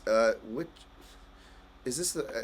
I was confused this moment in the Ian McCall one. Which is the one where DJ's shuffling and getting him to follow, and then just sits on the counter, and Hume gave him that exact note in the round before, and drops him. I think it's McCall, because like I don't think. Yeah, because it's like I haven't seen McCall before, but no, sorry, I haven't seen it in a while. Right. Yeah, it's like, no, DJ and Benavidez here aren't at their best, but it's like both of them are so good, and like you just see them like employing all these little things against each other as the dynamic turns. Like they turn little things the other guys are doing against each other. Like it's a fight full of adjustments, and what's also so cool about it is like, okay, actually sad, wrong word, sad, is like you see that dynamic build in their rematch too, and then DJ knocks him out. Yeah. And it's like, it probably would have been an amazing fight given how it was going. Yeah. But it's... oh, sorry, go ahead. No, I'm done. That's basically it. It's just a very, very good fight.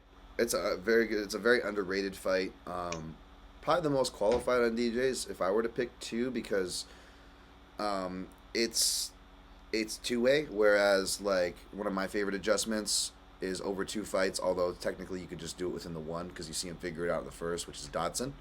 But there's less on the Dodson side than the Benavidez side to make, which is what makes your pick so fruitful.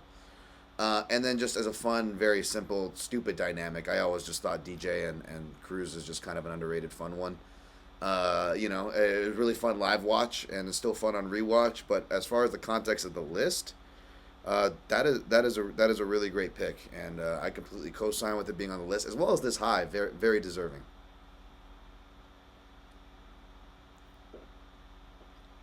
All right. On that note, with a little quick lapse in time, I will get to my number two, which connects with my number three, which hopefully makes my number three a little more forgivable if anybody had a issue with that one, which is it was a fight where, like I said, that a lot of these times the ideas are shared, built upon, and sometimes outright stolen in these back and forths.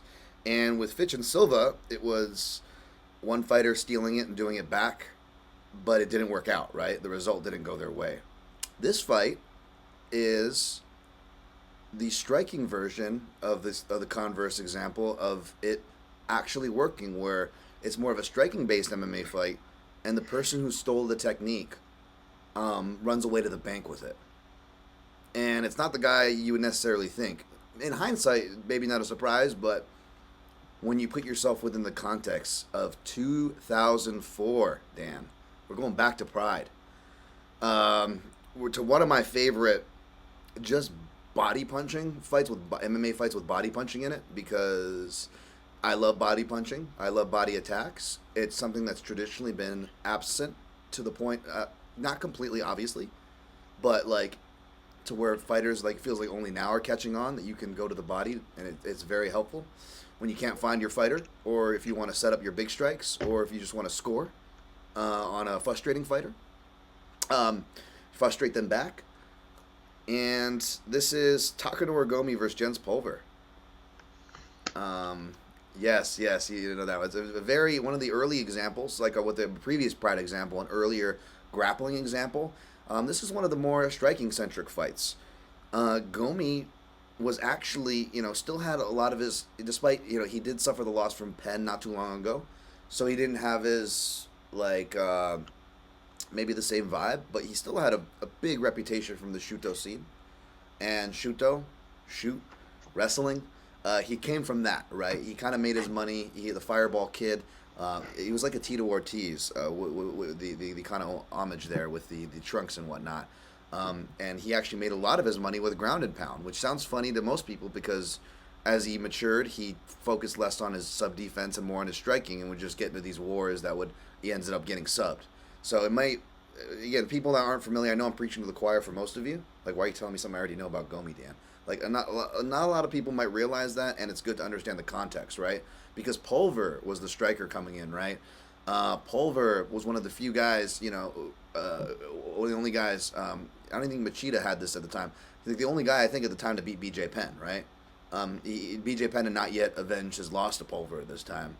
Pulver had already won the UFC gold, like many lightweight champs, he was the first, southpaw striker, lightweight champ, had issues with the organization, went, elsewhere. One of the many things that happened, for free Conor McGregor folk, like, I just love pointing out these things, like whether it's Penn or Pulver, like pointing out, like, yeah, a bunch of people did the same shit Conor did. Obviously not to the same scale because it's a different context and time, but whether it's technical or random tidbits from the outside, like, this shit's already happened before, folks. History repeats itself. But anyways, not dying on that, obviously, example for this, but Pulver was like the guy, right? He was the southpaw striking lightweight. He actually had boxing fights on his record. He would dabble in boxing on and off through his MMA career as well. Came up through wrestling. So this had all the makings and ended up being the making for a striking fight. And people were calling, the commentaries calling, watch out, Pulver said he's going to attack the liver. He's the southpaw. The left side is the liver side. If anyone's going to attack the liver, it's a southpaw striker. That's, not that many of those actual ones in MMA at this time. It's going to be Pulver.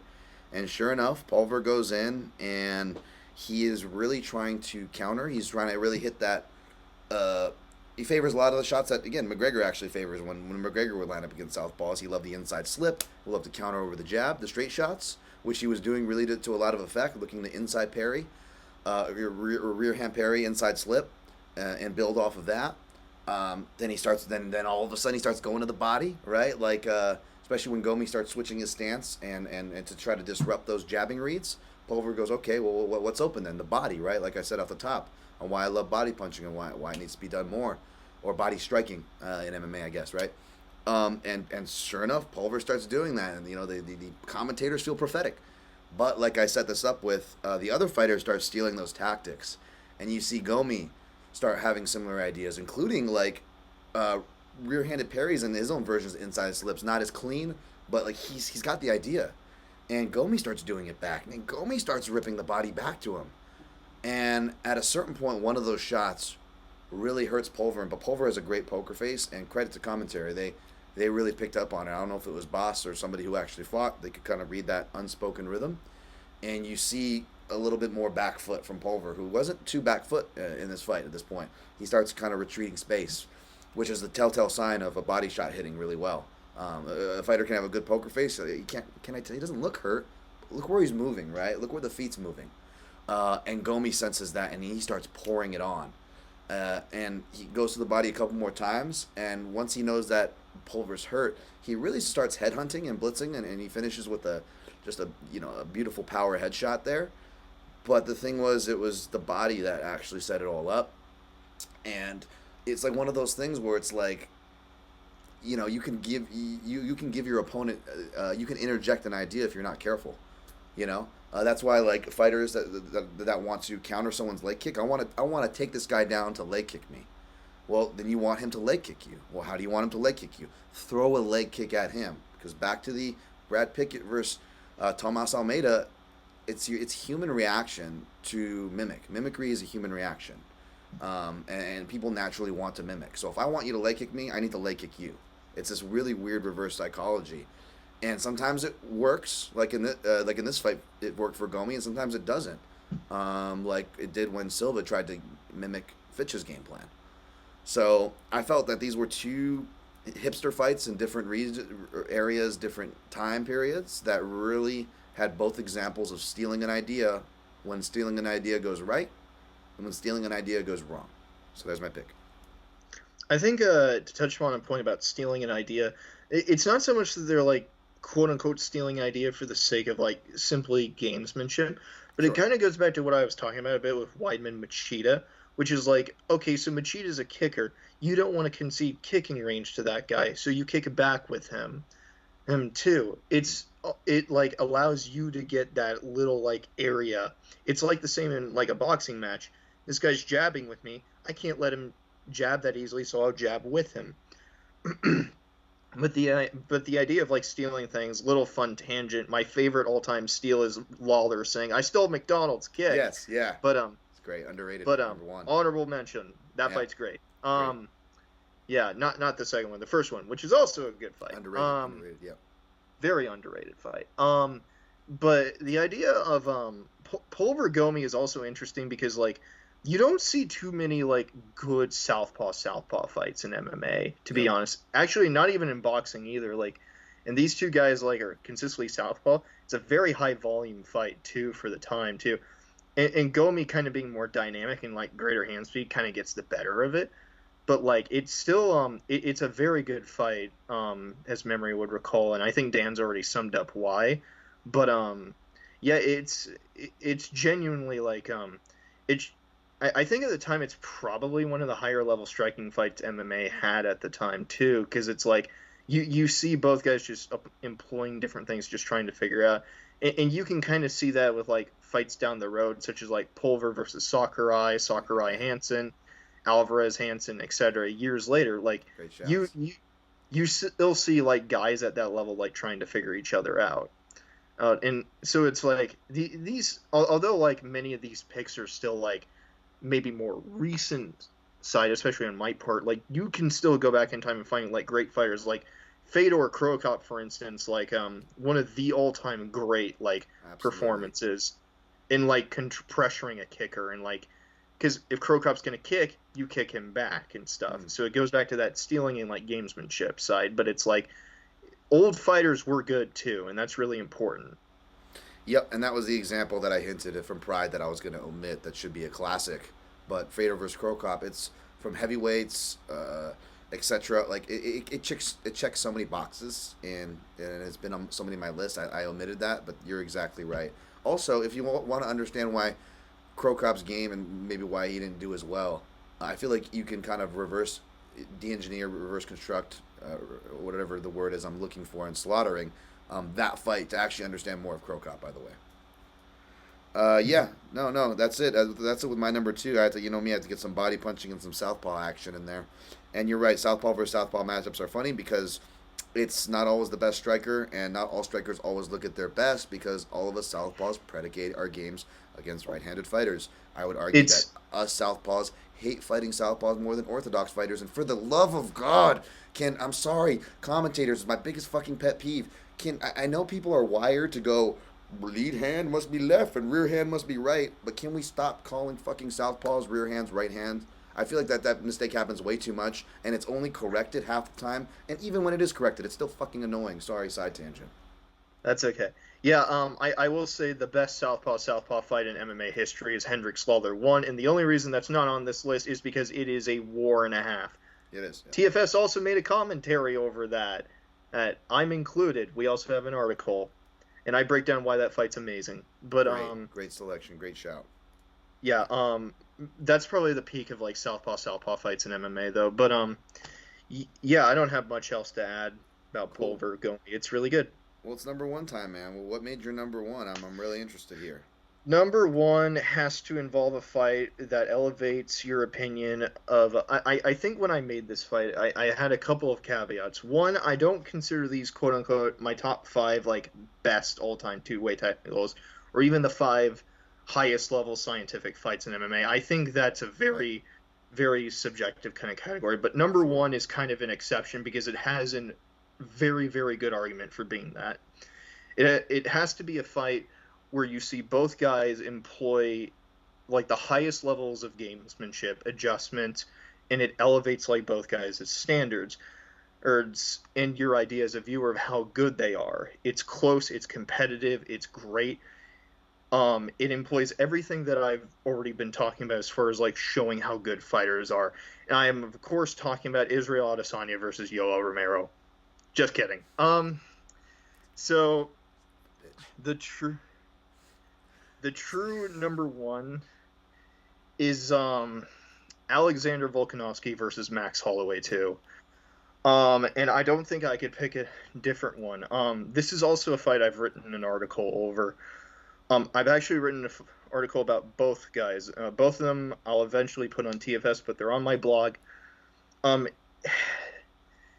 This is a lot. Here we go. So it's impossible to understand this fight without understanding fight one. I've already talked about Holloway a bit earlier, but I'm going to touch upon a couple of things. Holloway's whole thing is to create exchanges and to put the pace on you. He does that a lot behind his jab. He does that a lot behind creating exchanges. You only want to engage Holloway in the pocket if you're like capable there or can outposition him. Volkanovski is not a pocket boxer. He's not necessarily even great in like overall like exchanges. But what Volkanovski does have is he understands the idea of mix-ups. He understands positioning. He understands why you're doing things in the ring. So Volkanovski's actually a really hard fighter, I think, for people to get. Because one important question to ask yourself, or at least that I do with every fighter, is what makes this guy a good fighter? And if I ask people that about Volkanovski, I think they might have a very, very difficult time answering that question. They might say he's well-rounded. Well, what does that mean exactly? Well, because he is well-rounded, but what exactly makes him good? And I ultimately worked with my colleague Ed Gallo to formulate an answer to this. But what makes Volkanovski really, really good is best like summed up by this Aristotelian proverb: the whole is greater than the sum of its parts. Because individually, Volkanovski is not a good fighter because he can do everything. he's a good fighter because he understands his specific like little tool sets and his ideas and crafts a system behind using each individual opponent together to create a system to work. He is alongside like GSP, like the guy who embodies like a systemic MMA game. So it's like if one part alone doesn't work, but all of it together, then it's good. So like Volkanovski basically has to also be self-aware to recognize this too. And so that's why he's very strategic, that's why he's very good, and that's why he's honestly one of the smarter fighters alive right now. So he recognized in fight 1 dealing with Max's jab and entries was important. So a couple of things he did. He fought Max's lead hand with a hand fight consistently. He employed a kicking game off of that hand fight, but what he does is he also like employs counterpunching, especially left hooks, to like prevent more exchanges. Always is out positioning and trying to get out. But what he also does is he starts like messing with feints and blitzes and like kind of rotating his hip, but he mixes the punches that he's going to throw, the step-ins he does, into kicks, into punches, and all those little things together while nullifying Holloway's game is what allows him to win that fight. And so he comprehensively takes away Max's kind of whole game plan and doesn't allow Max to build until the very last round where it's too little too late. And exemplifies Max kind of got figured out. So going into this rematch, the question with every rematch is what is going to happen? How are both guys going to approach things? Volkanovski doesn't really have to do anything that different. Maybe he builds upon that. Maybe he tries different things. But the onus is on Max Holloway to fix things. And Max does. And I'm going to say flat out, it is impossible to talk about every little thing that happens in this fight with adjustments, especially with what Volkanovski does. But I'm going to try to cover the main bases. So with Max, the biggest thing is Max has a lead hand that is reliant upon the jab.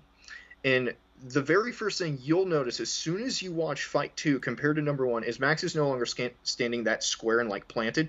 He's kind of standing more upright. And he's like kind of using his lead hand out as more of a feeler and a feeder.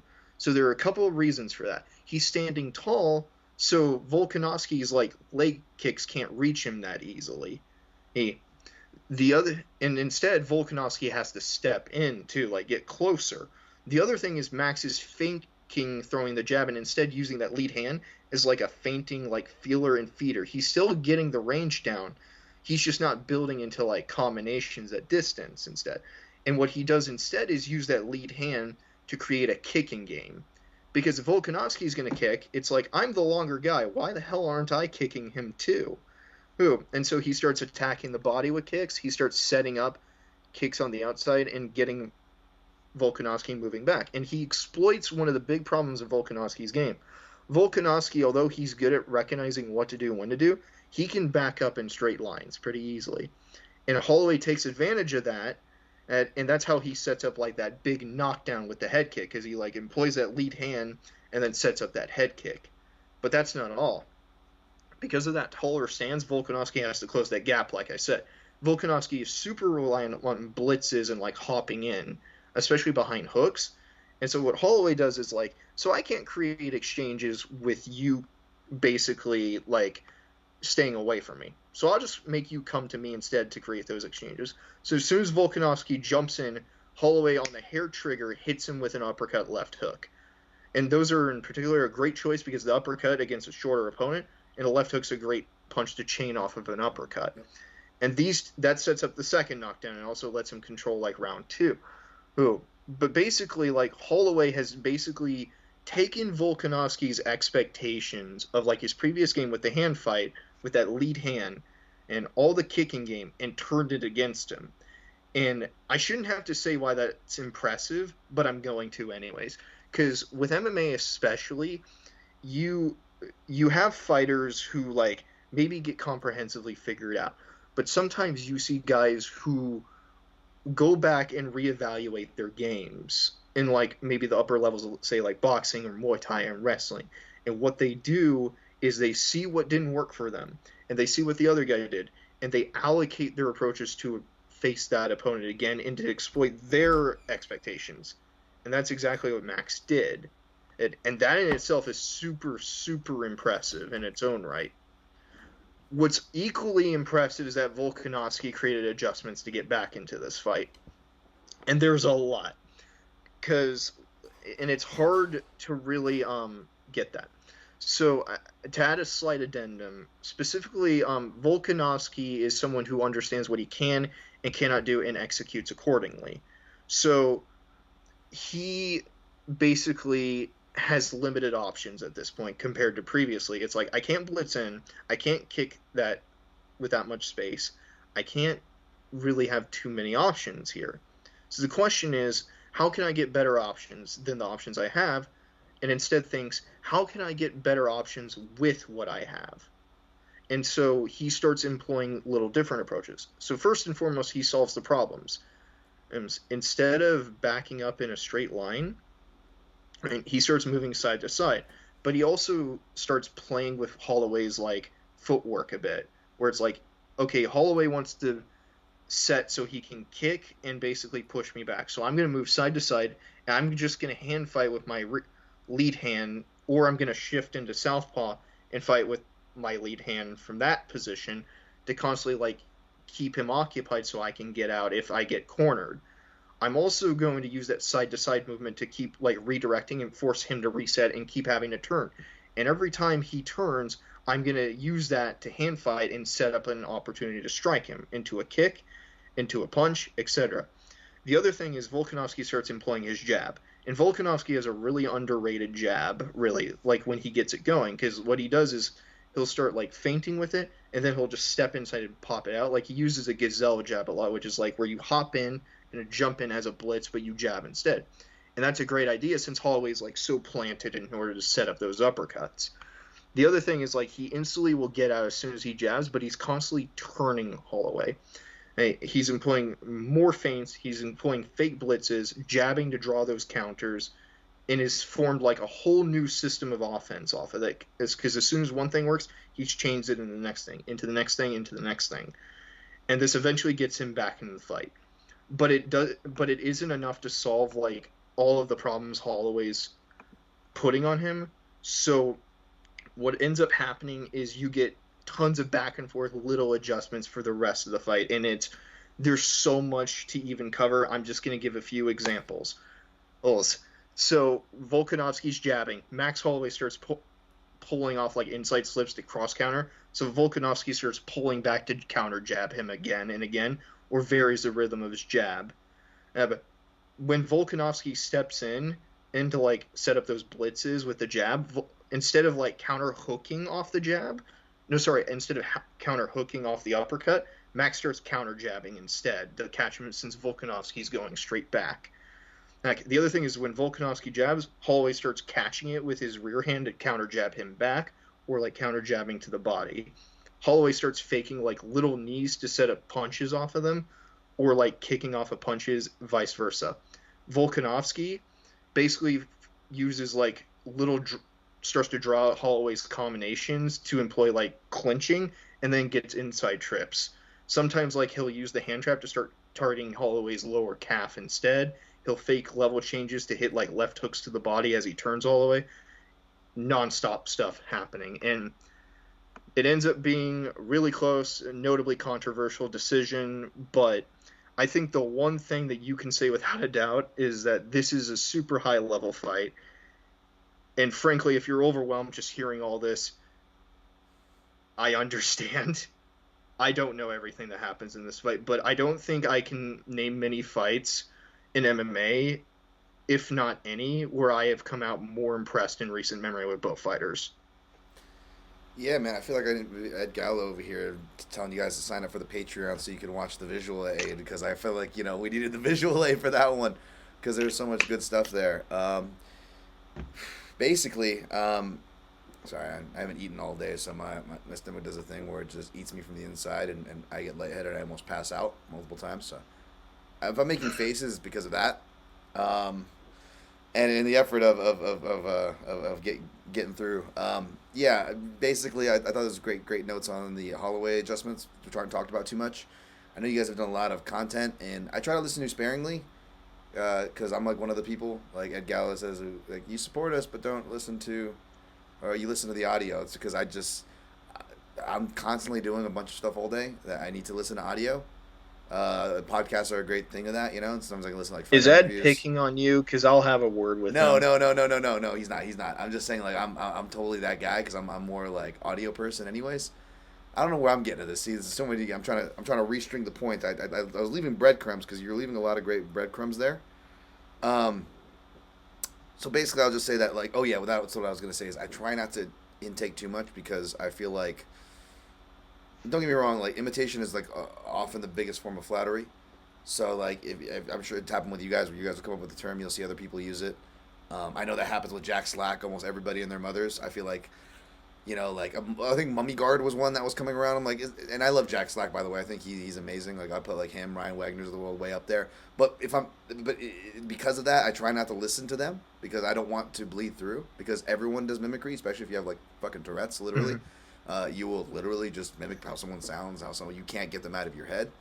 So I purposely try to avoid a lot of those talks because I even, you know, without my special caveat, it's human nature. I see everybody do it, and it's great. It's a form of complimentary. It's proper.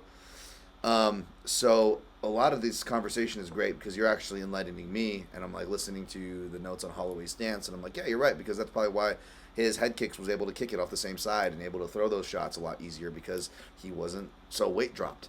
So there was like a lot of play to that, right? And I just think that you nailed it when you said like systematizing or new systems for Volkanovski and his offense, because that second fight, that's what's apparent to me. The turning, because turning allows you, done correctly, allows you to get a beat, and that's something I constantly talk about, is getting a beat on your opponent. It translates to not straight grappling, like what, gay grappling? No, like pure grappling or pure striking or mixed martial arts, both. That's a theme that I believe translates as far as getting a beat or getting to your opponent's weak side, right? That's grappling and striking. There's very similar theories. You can get to their weak side by beating them on a beat. You've got that whole timing, right? And that theory even translates to breathing. Rickson Gracie trying to get his opponent's heart rate over his to start to give himself an edge in the match. You get his opponent's heart rate already starting higher than his, and he just kind of gives himself a nice kind of slope to work down for the fight. And the other thing with Volkanovski is that everything, even when they didn't call for it, he had counters too. Like whether it was doing a lot of basic things, not just the lunging jab, or the gazelle jab, as you put it, but the finishing with the lead hand. It's something you hear high-level strikers finish with your jab. And I feel like that's much more important to cover ground and extend combinations to cover ground and cover reach disadvantages if you're a shorter fighter like Volkanovski. So he does that kind of like left jab hook hybrid where it's like that long jab. He almost winds up for it like it's a hook, but then shoots it straight out, and he's finishing. So he's got whatever to enter space, and then he's even giving more of a length by attaching those punches to it. And conversely, when he's stepping backwards when someone's on the attack, he does something that I'm sure he picked up from Adesanya. For when he would start off in southpaw, kick, and then have the punch entries from orthodox. Or if he shifted back and ended in southpaw, he did the Adesanya thing where when he shifts into a southpaw stance, he always has that preloaded cross counter as he steps at an angle. It's always there, whether he needs it or not. And it was those layers of feints, turns, and counters that I felt like was, I don't want to say closing the door because I know that's a technical term with hooks and whatnot, but like in boxing, but like it felt like he was closing the door on exchanges as far as just, this is done. This is, you, unless you want to come forward, you're coming forward on my terms now. I think closing the door is a fair way of expressing it, honestly. I felt like it was just a bunch of, within the systems that he created, like you said, it was a bunch of examples of that. And I rambled myself there, but like that's, to me, when I look at that fight, I can't explain it or cite as much, but that's kind of what I saw happening and what made Volkanovski to me special, because he starts off his career as more of a forward pressuring, I don't want to say Khabib, but you know what I'm saying? Like he's really like putting guys against the fence. He's throwing them. It's like a more rougher version, if you would be crude. Like, oh, this guy's he likes to wrestle and ground and pound guys. If you look at like more of his crude fights coming up, Earth and wrestling is yeah, embracing the ground. yeah, exactly, embracing the ground. Yeah, so that's why I love about this turnaround from Volkanovski. And of course, like technical nerds like ourselves seem to be the only people that appreciate that turnaround, but it is something. Yeah, I mean, if you listen to my whole explanation of this and you were a little overwhelmed, don't worry. Sincerely, don't worry. That is a super complicated fight that I Absolutely. basically just simplified, and I don't even know if I did a good job. It is one of the more complicated high level fights I've seen in MMA between arguably the two best fighters in the sport right now. And honestly, I have no idea who would win a third fight based upon it. But I want to see it. It is just everything I've listed so far. If you did follow along, and if you at the very least can understand how enthusiastic I am, that should tell you something. It is. It's one of those fights where it's as deep as you want to dig. It really is. It's as deep as you want to dig, and that's a compliment, by the way. So well worthy of being number one. I, on the other hand, went more toward the violent end of the spectrum for my number one. So this one is, again, I don't know, simpleton's choice or whatnot, but like for me, there's a bit of a bias in both the rewatch and going back to the setup of the fight on my pre-fight breakdown, where every once in a while I'll like write an analogy I'm proud of, and I think that's my only strength as a writer. It's not the writing, because format I'm terrible at. If you've read my writing, you know. But like people who encouraged me to do writing, even like professors in college before I ran out of money. No, I did not get any degrees, folks. It's okay. But I was pushed a lot toward creative writing because my imagination, surprise, surprise. So every once in a while I'll come up with these analogies, which is fine. But what makes them fun is when there's technical tie-in, and real technical tie-in, and it actually plays out, right? And I've heard a lot of car crash used. In fact, I had a fight site a podcast on in the background that was just breaking down the fight that Justin Gaethje had before this. But I will say, I don't know where it came from. I don't think it was used in particular for anything. But in the pre-fight before Justin Gaethje meets Eddie Alvarez, I broke this fight down. I did my in-depth, but so there's a long of it. But the short of it at the end, when I start rounding the drain of my pick, as I do in my breakdown articles, I said, this fight is essentially going to be a high-speed chase where wheels and doors are going to be falling off as this goes, because it's just going to be so violent, with these cars ramming into each other to get across the finish line. And it's not going to be who gets across the finish line first. It's going to be whose car holds up. And I feel like that is, at least for me, maybe my immature, not whatever, seasoned sensibilities, whatever, weird sensibilities. Like, I don't know. I just felt like it was kind of perfect. I know it's more on the violent and dumb side, but there is, you want to talk about tactics and adjustments. Again, for fighters like Silva or Fitch, not known for that, and I try to give them credit for the time they did show it. Conversely, a similar theme with fights that are maybe more known for a war, but there's actually some technical layers there. Now, nothing like a Volk Holloway 2 style, but more than we realize. And you could argue that it was one more than the other, which was Eddie Alvarez. But upon rewatch, I would argue that Justin Gaethje was making some adjustments in there that he doesn't get credit for. It obviously didn't garner him the result, but that doesn't mean we still shouldn't talk about it. And yeah, essentially, you do get that car analogy, and pretty much Justin is going right at the leg kicks, because we've seen Cowboy really note that boxing centric stance and how it can be opened to that toward Alvarez in particular, right?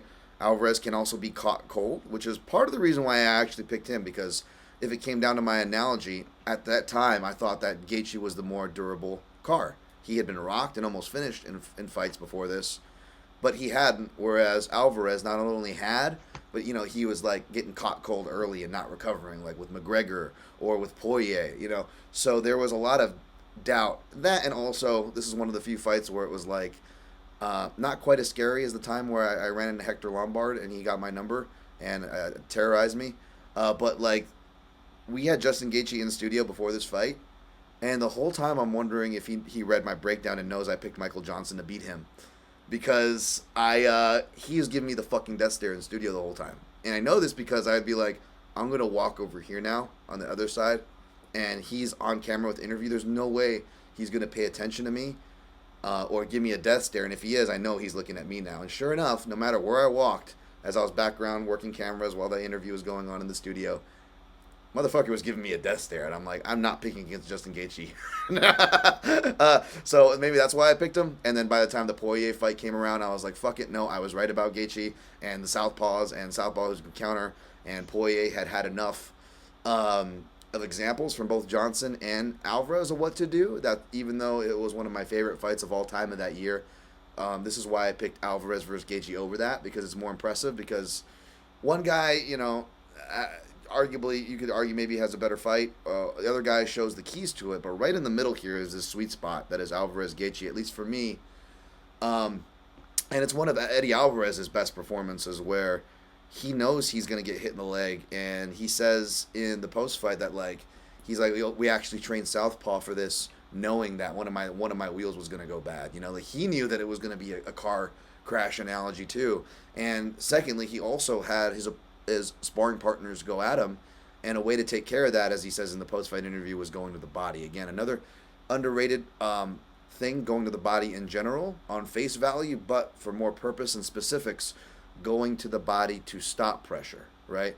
We talk about going to the body to chase those annoying opponents who are like real trunk movement-y and fleet of foot, right? You want to score on them still. Well, when they're coming at you relentlessly, it's a different philosophy, but the body punching is still very important.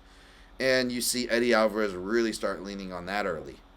So what Gaethje starts to do is, he's like, fuck, man, I'm getting actually pieced up. My guard's actually getting pieced up in boxing range here, so I'm going to try to get back to my kicks, which he does get back to his leg kicks. And he even actually tries to set up and go high later in the third round. So he is, as much as Gaethje can build off kicks, trying to build off kicks, not just, as shout out to my man Tuman, big punch, strong leg kick, come forward. It wasn't just solely that. And conversely, it was all the way out or all the way in, where he would go into the clinch, and Gaethje was actually getting better of the body knees early. You forget he was getting a lot of better of the strikes in and out of the clinch breaks as well as in the entanglements, right? However, as time goes on, and Gaethje, more dramatically than Aldo, obviously has the same problem where he fights in pockets because he puts all of his power, right? So much different than Aldo, not as technical, but at problematically, thematically similar in spirit. And once that keeps up, the clinch goes from a place where he's actually quietly doing really good work in the beginning, Justin Gaethje, people forget that, to that's where he not just gets finished, but even before he gets finished, the fight turns around there. That's where Alvarez starts landing body knees and going, because Alvarez, being a game competitor and reading the way of the fight, if you look at it, Gaethje's energy is not as it's bad and it goes through, but he actually recovers pretty well before he gets finished. He recovers pretty well in the current pocket that he's fighting in, and he actually hits Alvarez pretty hard a couple times and doesn't take as much hard shots in a short succession leading up to the finish as you would think. And I hope that makes sense, because I say all of that to set up that it demonstrates just how in tune Alvarez is, how much of a savvy veteran he is with that unspoken language of the fight that we spoke about earlier, that the reading the tempo of a fight. He knew it didn't matter what just happened in recency bias, that the big picture accumulation knew that his window was popping up, the tide had turned, the body work had paid off, and now the clench that was Gaethje's offlet of pressure would now become a trap. It would be out of the frying pan into the fire, to get out of that body punching and boxing range. And of course, Gaethje loses his first fight, and I loved it because Gaethje knew that day was going to come, just like Alvarez knew what this fight was going to entail and take out of him, which is why he never freaked out when his leg swelled. He never freaked out when he had that weird hematoma on his face from the power Gaethje was hitting him with. And it was just one of those fights, it was weird. I feel like it was closer scoring, but it was like one of those things where as I rewatched it, I'm like, I feel like clearly, especially the way how I score, and while still trying to stay within how I interpret the criteria, I should say, Alvarez could easily win 2 rounds on judges' scorecards, but visibly, even though the numbers and the dynamicness wasn't quite as much there, visibly, I mean, Alvarez's face wore it so much that not only could you excuse cards, I'm not trying to relitigate it. The point was it showed how much of a dangerous gambit it was. Two, knowing, just knowingly going, oh, it's a dangerous fight is one thing, but knowing it's a dangerous fight where I'm gonna lose a limb to win. I have to decide what limb I'm gonna lose. That's just it. There's no clean way to winning this fight. You're gonna lose a limb. That's a real tough thing mentally to do, and Alvarez did that.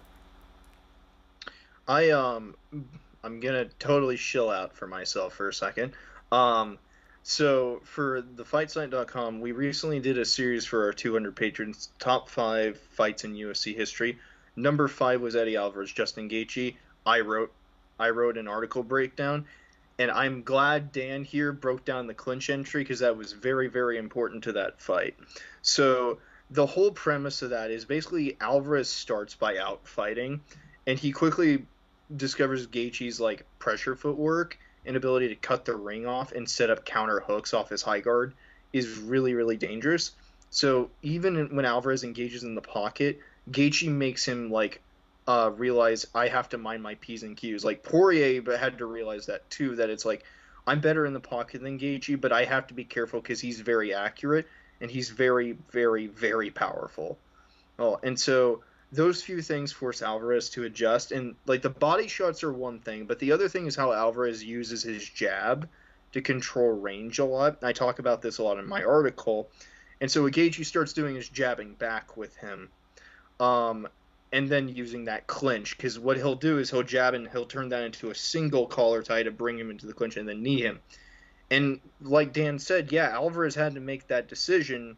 I have to be willing to take one to give one, and if I can deal body shots back to him and keep making him work, that'll wear him down. And literally you can see that halfway through the second round where that momentum turns, where it's like, oh, the clinch is a danger zone, and Gaethje has to work on the back foot.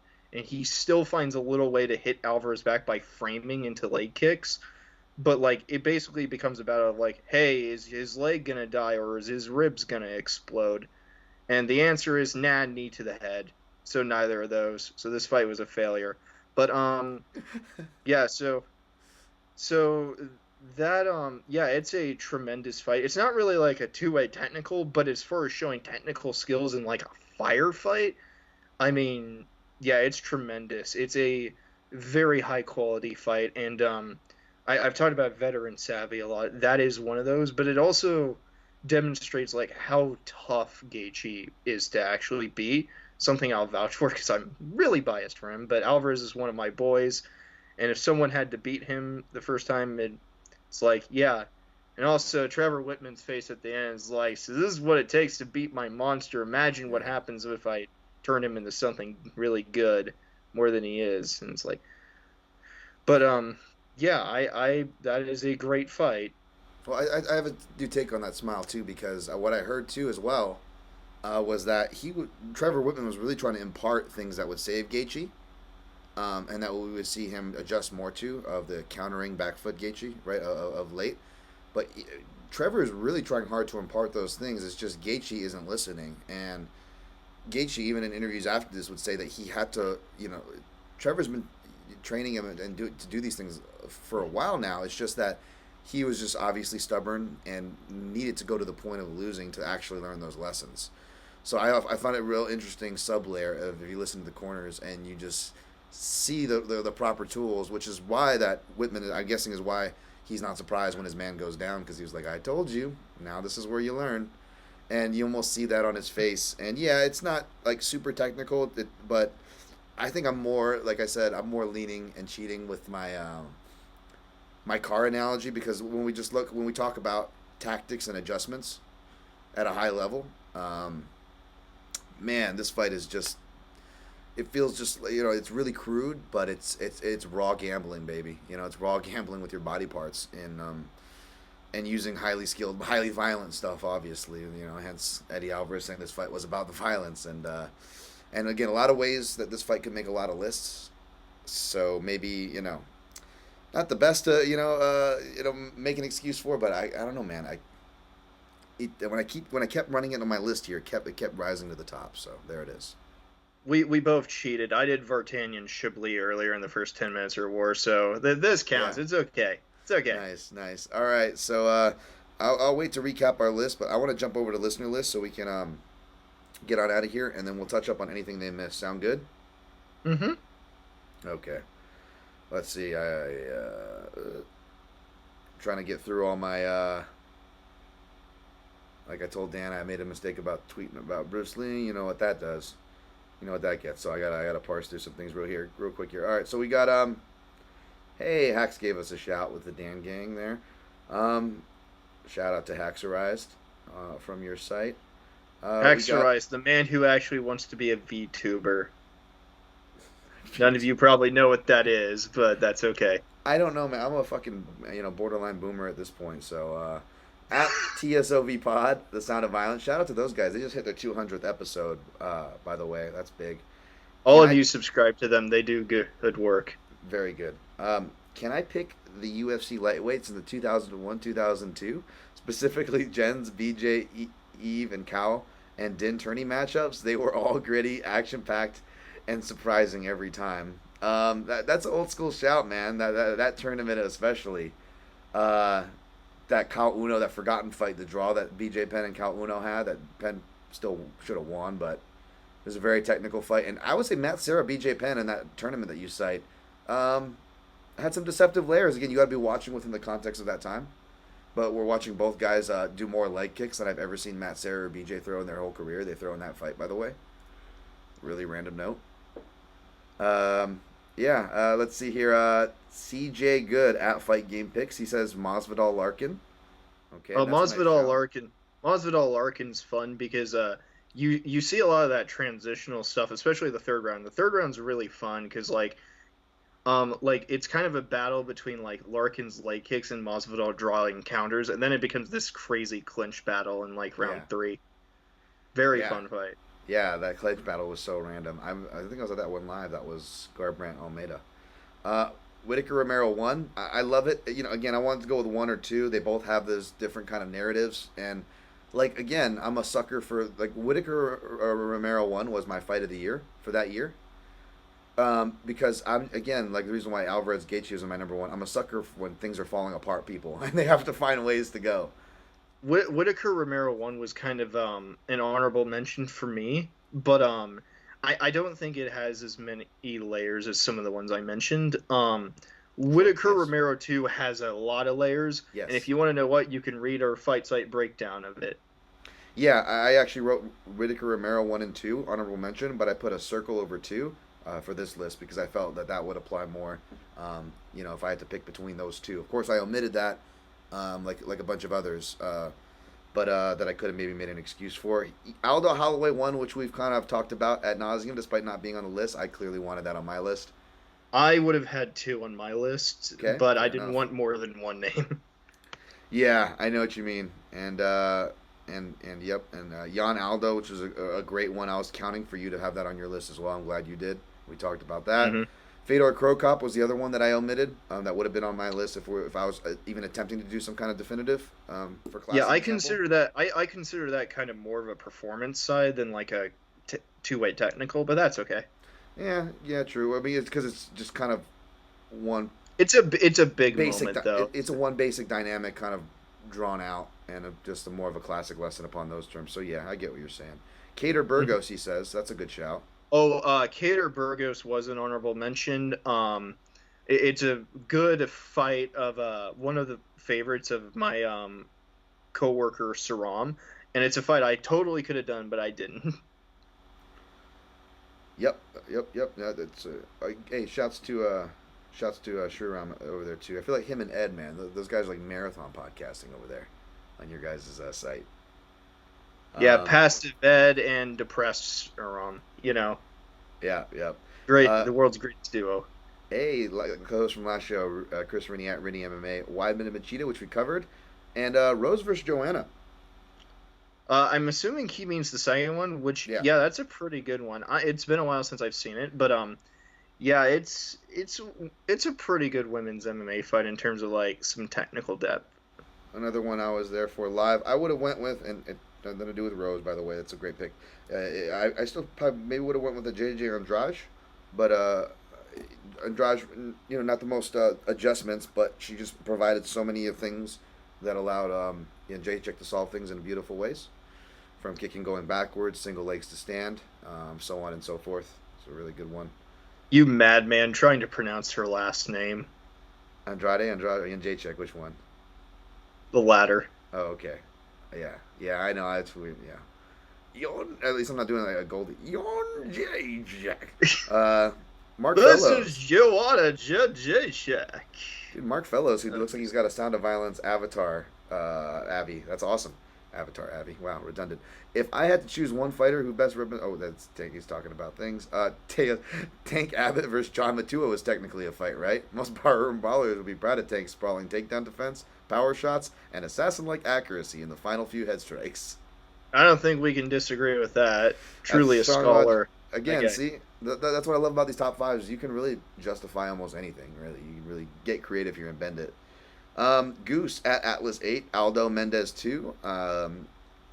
We've talked about, and that's obvious. Read Ryan Wagner's Yes. article. Just read Ryan's article. It's as good as you can get. That's another, obvious one that I omitted, obviously. Should be on the list. Jan Rivera, you do a really good job of breaking that one down. Whitaker Romero 2, we talked about. Cruz versus Dillashaw, I like that shout. So Cruz Dillashaw, I actually have a lot of thoughts about that fight, and I might write about it one day. But Okay. It's kind of a weird fight, honestly. And it's hard to explain in like really concise terms, but I think it's just weird. That's all I'll say about it. Yeah. I'd be curious to read that though too. Holloway, and I've rewatched it, especially with my eyes now. Holloway versus Poirier 2. I wouldn't have that as a two-way technical, but it is one of the highest octane fights ever. Yeah, same here because it's not enough adjustments, and then not even enough as I like to cheat, where like if you could focus on one thing. I think there are adjustments in it. It's just more of an octane, like ridiculous war. Yeah, and not like more just like adjustments as far as like how you want to good ideas on how to beat Max Holloway. Like within those contexts and stuff. I think a lot of it comes, at least for me, offhand. I didn't rewatch that one. Hendricks versus St. Pierre. I haven't rewatched that in a while, actually. That's a good shout. Honorable mention on that one. So was Lawler McDonald 1, actually, Yep. but we already mentioned that. Yep. Weidman versus Machida, we mentioned, and Vartanian versus AAA 2. That's the one where he lost by split decision. It was closer, right? That's the one that I'm pretty sure Vartanian got robbed. Because he should have won 4 rounds to 1, but what do I know? Woo! I have to rewatch that one. I do remember when that went down. Very cool stuff from Vartanian in that fight, though. Armin Saryukian stand account has Shogun Machida 1, which I think the uproar takes away from the technical narrative. Shogun's giving us some of the first glimpse of really how to beat actual good karate style strikers in MMA. Trailing leg kicks. Do them. Yep. He kind of lays the blueprint out there. So again, I don't know much of adjustments, but it's really a very tangible lesson in the MMA lexicon. That's not just specific to a fighter, so that obviously is a layer that I'm maybe overly counting, but counts a lot for me. He also has Makhachev versus Saryukian. Again, he is Saryukian's stand account. I do sense Saryukian. I haven't rewatched this. I know it's technical grappling, but it's a pretty good technical. It's a good technical grappling match. It's been about a few months since I saw it, but it's pretty good. I'd have to rewatch it to draw out if there was one, assuming like an overall theme to the grappling. Like for example, the countering example I went with for Saku and Newton. But I will say, like for example, like grappling ones that almost made my list was Carlos Diego Ferreira versus Gregor Gillespie. I went on a tangent on that where I was like, that's too much of a war, obviously, so I didn't put that on there. But I went on a tangent saying I felt like that was a better fight than CDF versus Benil. Not by a ton, but like better as far as overall fight. Like if we're giving a fight of the night award, I feel like Hmm. CDF Gillespie. However, we're talking about technical, and in a fight like this, a lot more adjustments, a lot more to take from Beneil versus CDF. I will say that. Not enough to make my list either, but just want to throw those examples out there. Hmm. Um, Next person, MMA Ball at MMA_ball. Holloway Volkanovski 2 could be a good one. Oh, I think it could. We gave you a lot. We gave you a lot of discussion on there, and a lot of stuff Yeah, that I'm going to go back and watch I too. think that would be a pretty good fight to talk about. What about this one? Some guy named Ed with the blue check mark says Ngannou Lewis was very technical. Oh, Spirit, very technical. Oh, in fact, it may well be one of the greatest chess matches heavyweight has ever seen. yeah, yeah, it's the spiritual successor to Till Wonderboy, according to Ed. So thank you for that, Ed. That's super technical. There you go. Yeah, I think that's it for listener lists. Anything off the top of your head that you want to mention before we get out of here? Um, if you can tolerate anything that I've said and you like what you heard, if you enjoyed, thank you so much for listening. Really appreciate it. This was a fun topic for me. You can support us on the fight site. We have a Patreon Discord where we talk about fights and stuff. We also talk about non-fights and stuff. Bunch of quirky, weird people like every MMA fan on there, unless you have an antipathy for that kind of thing. You know what I'm saying? But we like talking about fights. We like giving credit for good fights. I have a podcast where I watch a bunch of old school non MMA fights, um, basically called pugilistic classics, that I try to do every single week and just watch something really, really cool. We have a lot of content, usually an MMA podcast a week, usually something else. But our site just tries to produce a lot of content that isn't really out there in too much abundance. And, well, if you contribute about $3, I think it's $3. It's either 3 or 5. I can't do math. You can hang on our Discord. You can support us. Um, but hey, I can't force you to do anything. It's a capitalist country unless you don't live here. But I appreciate you listening if you did. Well, I appreciate you being here. I'm not going to let you go that fast. I'm still going to name off a couple more fights, and I'm going to ask you about a fight. Little surprise question here before we get out of here. But yes, I sentiment everything you said. Support the fight site, their work, and the fight site feed will get you a lot of podcasts. But yes, I really do. I'm not just blowing smoke up Dan's ass. He does a great job. He will give you a lot of fights to go back and outside of MMA. By the way, if you want to educate yourself, a lot of great examples, explanations, and examples, just like fights to go back to watch. So.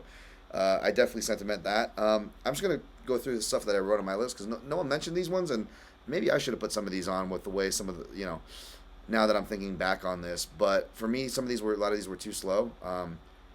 But like McDonald, like great jab examples in two McDonald fights of where he's on the bad end and the good end. McDonald Safadine, it's underrated. It's not talked about enough. Every time Safadine goes to switch a stance, McDonald jabs him, and it's super smart. Again, it's knowing that your opponent's going to take a beat to adjust to a stance and knowing that not all of the stances are going to be as good as the other. So let's test it out every time he does it. Let's disrupt his rhythm. But in McDonald Thompson, it's one of the greatest fights for examples of outside foot awareness and discipline.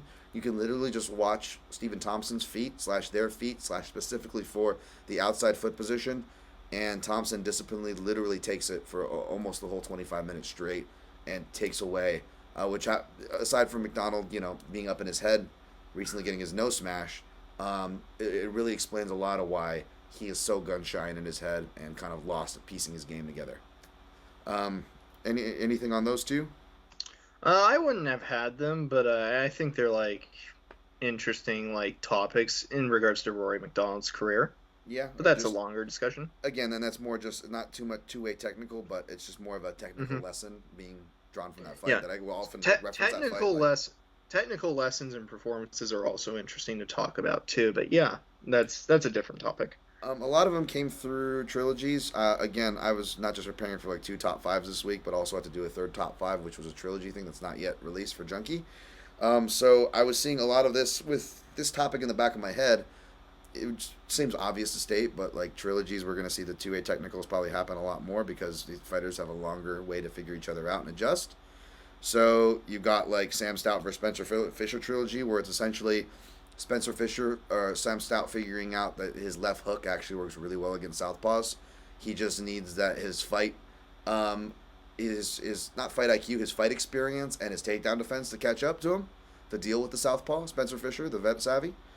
Liddell Couture 3 was like surprisingly, there's actually like some surprising tactics in there, and even in their fights, and I felt even better about referencing my breakdown of Stipe DC, and referencing that it was before it happened that it was going to smack similar to another double champ trilogy, which was Randy Couture and Liddell. There's actually some similar things in there. Sucks for Randy Couture, man. He gets his eye poked in like the second fight, and literally right after they go time back in from the doctors, he gets hit with a check hook from that on that same eye with that exchange, and that's the beginning of the end. And in the third fight that I wrote down, he's actually being really tactical, and he's like, okay, wrestling worked in the first fight, but I got impatient, I got caught in the second. So he's actually like using like really really good feints, to his credit, but he feints so hard that he slips on the Zions. Randy does on the Zions stamp or whatever the advertisement, and then he slips and then gets hit with a freaking like perfect shot by Liddell and goes out again. And I was like, oh, well, that was all for nothing. Chuck Liddell, known for three things: his cocaine addiction, the eye pokes, and a very really really bad fighter nickname. Yep. Yeah. I'm gonna get canceled. Well, no, you're not. It's all fine. That's why I thought it was just hilarious to watch, like, one of the more smarter fighters of the generation, especially of those weight classes, etc. And Randy, like, try to go through this thought, and it just didn't matter. He was just... I wrote Usman Covington. I didn't have enough time to go back and watch it. I wasn't sure if there was what the shifts were with the body dynamics as much as I remembered, or how much back and forth there was. It's back and forth. I think it borders more upon a firefight. Covington kind of just throws for the sake of throwing a lot, but he's relentless. Usman makes active adjustments behind the jab and like body shots, but it isn't really like a two-way technical. But it is a fun fight. Yep. I'm glad I didn't put it on or go back to watch it then. Aldo Volkanovski, that's more of like Volkanovski than Aldo as far as what I draw from it. It's more of like an introduction to what's to come with Volkanovski for me, the way I look at that fight. You see a lot of things just done really well, and then of course applied to a guy that's just a freaking an ultimate Rubik's Cube of a testing piece. So that's just fun in that way. Hua Little Nog just had the same fight over and over again. That was fun. It wasn't too technical. They just had fun swings and adjustments that were just the same over and over again. Edson Barbosa was another fighter that I felt like Aldo was like, he presents. It's not as technical, obviously, not as depth defensively, all these things. I'm not comparing them directly. But what I am saying is that there is a dangerous, yet somewhat clear, if you're looking at it from like a really Occam's razor, like you said previously, a point of view on how to beat certain guys if you want, or what they like to do. And obviously it's way harder and more technical of a question with Aldo, but with Barbosa it was much more straightforward. So you get a lot of those. I would say probably either Kevin Lee Barbosa or Michael Johnson Barbosa would be some of my more favorite ones. I know Beneil Dariush had a really had a deceptively competitive fight before he got knocked out. Yeah, I think Saram vouches a lot for Johnson versus Barboza a lot. I've not seen it, but then again, Saram shills out for MJ a lot, so I might check it out in the future. I can't comment though. I was also biased because that was one of my early betting fights where I think I got like plus 230 or something on Michael Johnson. I'm like, this is way too hard. He's a southpaw and he's going to pressure him. And he recently was showing some uptrends from going with, at that time, Black Zillion. So I was all over that on MJ. And so I'm a little biased there too. I feel sure we tend to like a lot of those fighters. Yeah, nothing wrong with that. Everyone should like who they like. Yeah. Belcher Palhares, but that's A, too popular. B, you got to have a lot of adjustments or a decent adjustment lesson if it's going to be a one-rounder, like I did with Gomi and Pulver, which was a 10-minute one-rounder. This was not, and again, it was only mainly the lesson on how to beat Palhares as far as technical lesson. It wasn't really Palhares adjusting to anything. I will mention this, GSP Pen 1 and GSP Diaz. So UFC 58 and 100 UFCs later exactly, UFC 158. I think are some really good underrated GSP examples. You got the basic adjustments in real basic MMA form with GSP BJ, right? Not working out on the feet. Let me take him down, and yada, these really basic adjustments. And then GSP Diaz, I went back to rewatch. We forget how technical that fight is. That fight really made both those guys dig deep into their skill sets. You've got Diaz trying to come out orthodox for the first round to throw him off before he starts switching to southpaw. You've got a lot of the when he does get his takedowns, Diaz will throw up attacks in order to turtle, which I always cite. But what I forgot to mention was you just really get to see how good, when I mentioned the planted that seat with Carlos Newton playing Saku's turtle, how good GSP was at playing guys turtle position. Like he's doing the shin over the leg to prevent the leg lock that Saku caught Newton with. He's doing all these little things that are just so beautiful. When to reshift his weight in, when to hand fight and grab wrists. Like there's just so much little technical things in there.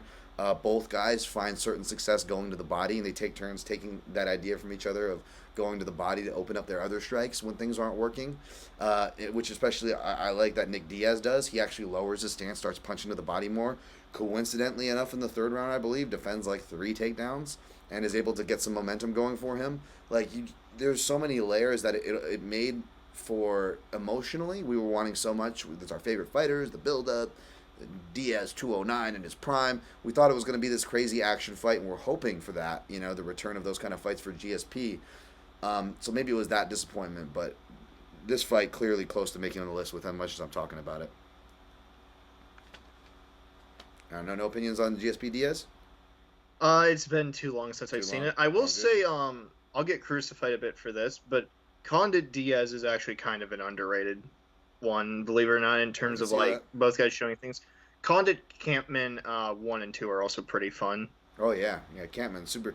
I mean, I know it's one of the guys that Rogan was always known for saying abusing by calling technical, but I love me some Martin Campman. There's some bias there, so I always appreciated his game. Yeah, I'd also add Lawler Brown's actually a really fun technical brawl. Yeah, I almost talked about that one. Last two I just wrote on here.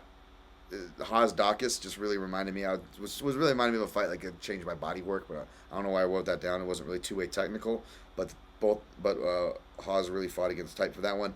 And I don't know how this translates, but I wrote down for shits and giggles. Was Maya Askren in any way from the grappling aspect of it? I know the striking was kind of a shit show we can laugh at. I'm not the person you should ask questions about Ben Askren to, because I don't like him. Yeah. I was gonna say it's hard to tell because there's a polarization of Askren and there's the fanboy aspect of Maya that bloodies the fight for me and many, I'm sure, right? So I have no clue, but I think I wrote that down in a scramble when I was trying to compensate for some grappling ones when you told me that you might be light on that on your list. I was that's trying to funnel some grappling stuff. But yeah, I should have given you. Should have said Makovsky Jorgensen. There we go. That. I know. I think I had Ortiz Makovsky on some scrambles in there as well. Benavidez. Benavidez Ortiz too. Yeah, is that was a it. great Maybe that was fight. it too. Dustin Ortiz, you can't go wrong. With can't the go chopping. Wrong. Let me have it. On that edit, we certainly did not take on this edit here. We certainly did not talk about a street fight that may or may not have happened. So apologize for the edit. This episode was a bit long, anyways. But this was good, man. This was fun, and maybe we'll share some more. Maybe we'll share some stories that we can share legally someday, sir. It's not that I can't share it legally. It's just I'm afraid if someone from my personal life discovers this. No, it's okay. I just as long as the little one isn't traumatized.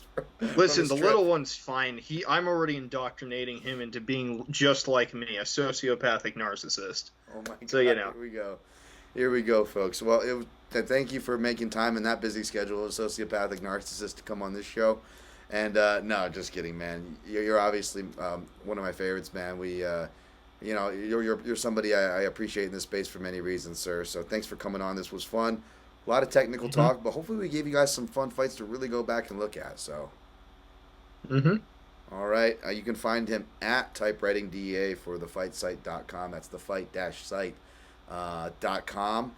Check out all their work, support their stuff, support their Patreon. Other than that, we'll have to get you back on for another top 5 down the road.